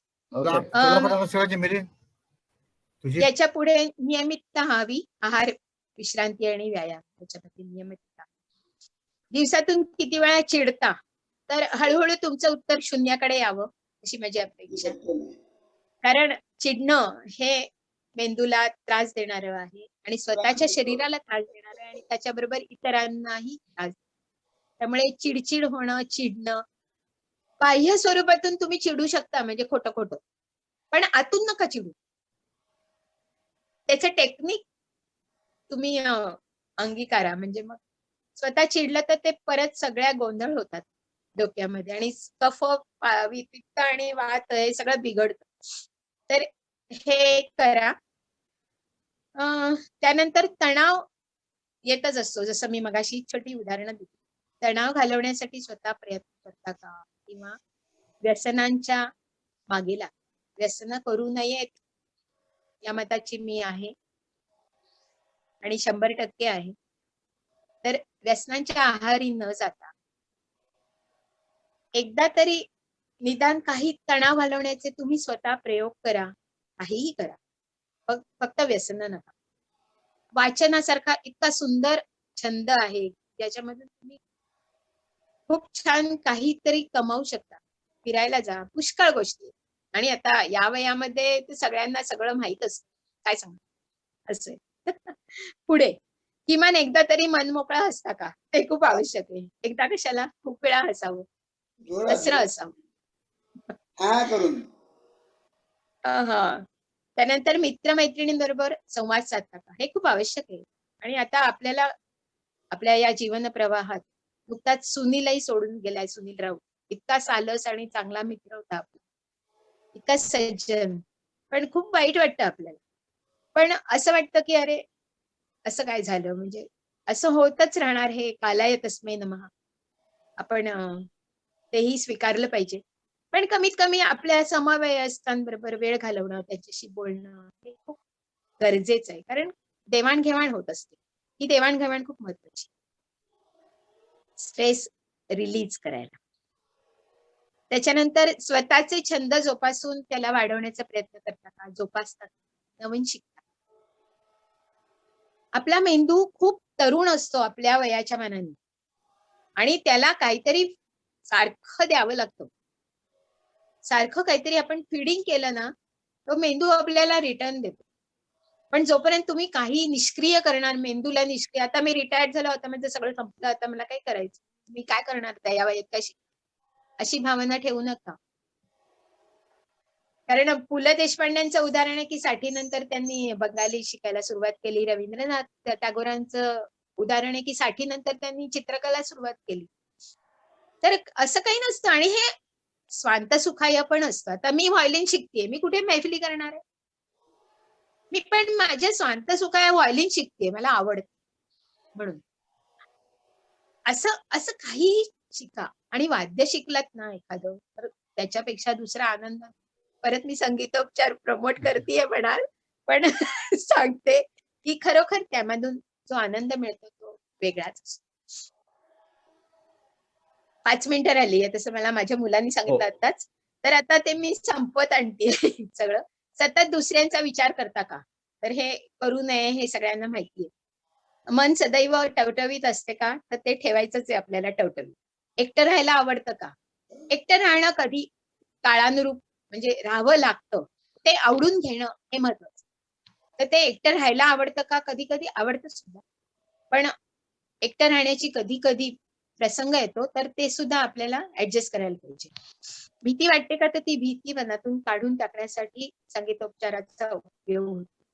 दुसऱ्याशी संवाद साधताना मीपणा मिरवतात. तर हे कधी कोणी मिरवू नये, कारण प्रत्येक जण आपापल्या स्थानी श्रेष्ठ असतो. दुसऱ्यांकडून आनंदी वार्ता समजली तर अंतर्मनात दुःखी होता का? तर हे दुःख पण होऊ नये कोणाला. दुसऱ्याच्या आनंदात आनंद मानावा. नवीन पिढीबरोबर जुन्या पिढीबरोबर जुळतं का? तर ते जुळत नाही पुष्कळदा, पण ते जुळवून घ्यावं लागतं आणि जुळवून घेण्यातच आनंद मानावा लागतो आणि तो आनंद आपल्याला सकारात्मक ऊर्जा देतो. त्यामुळे नवीन आणि जुन्या पिढीबरोबर जो संघर्ष असतो, त्याच्यातून आपण ती तिसरी वाट काढायची आहे, की ज्याच्यातून आपल्याला आनंद मिळेल आणि कुठेही कोणीही दुःखी होणार. गाणी नियमितपणे ऐकता का? तर ते तुम्ही सुरू करा. गाणी ऐका. छान छान. मैफिलींना जाता का? जा नक्की. आणि आता कोरोनामुळे कदाचित सगळं बंद आहे, पण हळूहळू का होईना थोड्याफार तुम्ही मैफिली ऐकू शकता. भूतकाळातल्या घटना, आवडत्या घटना नेहमी आठवा. नावडत्या घटना आठवू नका. त्याच्यानंतर संगीत उपचार करायला आवडेल का? तर तो तुम्ही तुमचा करायचा आहे. मला काही सल्ला हवा असेल तर मी देऊ शकते. त्यानंतर समाजोपयोगी कार्य करतात. तर हे पण तुमच्या मनावर आहे की तुम्ही काही समाजासाठी उपयोगी पडू शकता का? तुमच्यात काय ॲबिलिटी आहे ते तुम्ही तुमचं जाणून घ्यायचं. शेजाऱ्यांशी चांगला संवाद घडतो का? शेजाऱ्यांशी चांगलं जमवून घ्यायचं असतं, बराच उपयोग असतो.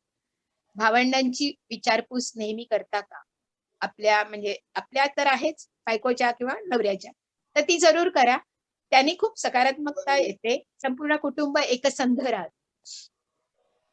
आणि शेवटचा प्रश्न, दिवसातला वेळ, जास्त वेळ कोणत्या ना कोणत्या पडद्यासमोर असता का? तर ते कोणी असू नये असं मला वाटतं, की त्याचाही तुम्ही वेळ ठरवून घ्या, की किती वेळ असावा आणि किती वेळ नसावा. तर सगळेजण शहाणे, जागरूक सगळे आहेत, तर त्यामुळे अजून काय सांगायचं. तर माझं बोलणं मी इथे थांबवते. मला माहित नाही तुम्हाला किती आवडलं किंवा काय, पण मला खूप आनंद आला. छान छान सांगितलं. धन्यवाद. धन्यवाद मंजुषा. नाही, तुझं खूपच चांगलं झालं एकदम. म्हणजे सुरुवाती पार्श्वभूमी एकदम तयार केली. म्हणजे संगीताचं छंदाशी रिलेशनशिप काय आहे, भक्ती मार्गाशी रिलेशनशिप काय आहे, अभ्यास विद्या तर एक मिनिट सगळ्यांचं रिलेशनशिप कसं काय आहे हे सगळं अधिक छान समजावून सांगितलं. त्यामुळे चांगलं एकदम पार्श्वभूमी तयार झाली. शिवाय तुझं एक वाक्य आम्हाला आवडलं, ते म्हणजे आयुष्यातून संगीत कधी वगळता येणार नाही. हे अगदी अगदी तंतोतंत खरं आहे आणि ते तुझ्या ऑफकोर्स म्हणजे तू पटवून तर दिलंच, पण प्रत्येकाला अनुभवातून सुद्धा हे जाणवलेलं आहे की ते कधी असं वगळता येणार नाही. संगीतोपचार आता आपल्या भारतीय संस्कृतीपासून जन्माला आलं, पाश्चात्य आता अनुभवाला लागलेले आहेत. बरेच जण करतात. म्हणजे आपला मित्र जो रवी करंबेळकर आहे, त्याची मुलगी पण या संगीतोपचार मध्ये पोस्ट ग्रॅज्युएशन करते. हे पण एक वाखाणण्यासारखं आहे. म्हणजे कुठल्या दृष्टीने सगळं चाललेलं आहे, समाज चाललेला आहे, हे पण आता आपण जाणून घेणं त्यात काय योग्यच आहे. तू चांगल्या एका विषयाला हात लावलास, सगळ्यांना पटवून दिलंस, हे खूपच चांगलं झालं. रेकॉर्ड केलेलं आहे, त्यामुळे ज्यांनी अटेंड केले नाही ते पण नक्कीच बघतील. कारण हल्ली आपण रेकॉर्ड करतो, त्यामुळे बरेच जण काय काय वेळेला अटेंड पण करत नाही. तर ते सगळ्या गोष्टी आपल्याला त्याच्याबद्दल करता तुझा येतील. आभारच येतो. नाही युट्यूब वर मिळतं आपल्याला ऐकायला. ते सगळेजण मस्तपैकी ते बघतील आणि मस्त एन्जॉय करतील, त्यात काही वादच नाही. धन्यवाद त्या बाबतीत. आता पुढचा कार्यक्रम म्हणजे आता पुढच्या जानेवारी महिन्यामध्ये 27 तारीख येईल. 27 गुरुवारी, शेवटचा गुरुवार, त्यावेळेला करणार आहोत आपण. त्यावेळेला दत्ता आणि अशोक भट हे दोघं जण एकमेकाशी कविता या संदर्भामध्ये बोलणार आहेत. तो पण एक अतिशय इंटरेस्टिंग असेल. तर सगळ्यांनी या सगळ्या मित्रमैत्रिणींना सांगा, अटेंड करा आणि सगळेजण मस्तपैकी एन्जॉय करू शकतील. हा, धन्यवाद. सगळ्यांना नूतन वर्षाच्या शुभेच्छा. आपण पुढच्या वर्षी आता भेटूच. ठीक आहे. आता लेस दॅन अ मिनिट आहे. कोणाला काय बोलायचं असेल तर बोला. हे वाद्यसंगीत तू जास्त रेकमेंड का केलंस वोकल पेक्षा? मी सांगितलं ना, शब्दात अडकतो आपला मेंदू. ते काय ध्वनी मानसिक लहरीशी शांततेसाठी संबंधित शब्द आहे? नको. ते ध्वनी लहरीशी संबंधित आहे का? काय ते काय पुन्हा एकदा मला नीट ते ऐकू नाही. ध्वनी लहरीशी संबंधित आहे म्हणून केलंस का? श्रुती वाचतात ते. अरे संपूर्ण संगीतच ध्वनी लहरी आहेत. नाही पण संपूर्ण वाद्य संगीत हे ध्वनी लहरी. बारीक वाजू शकतात, जे वोकल मध्ये करायचं. वोकलचं वेगळं पडतं. वोकलचं सौंदर्य वेगळं. आपण ते मन लावून ऐकतो वोकल, त्याचे शब्द ऐकतो आणि ते शब्द आपल्या मनात राहतात. पण वाद्य संगीत ही मानसिक शांतता करणं, मानसिक शांतता सगळ्यात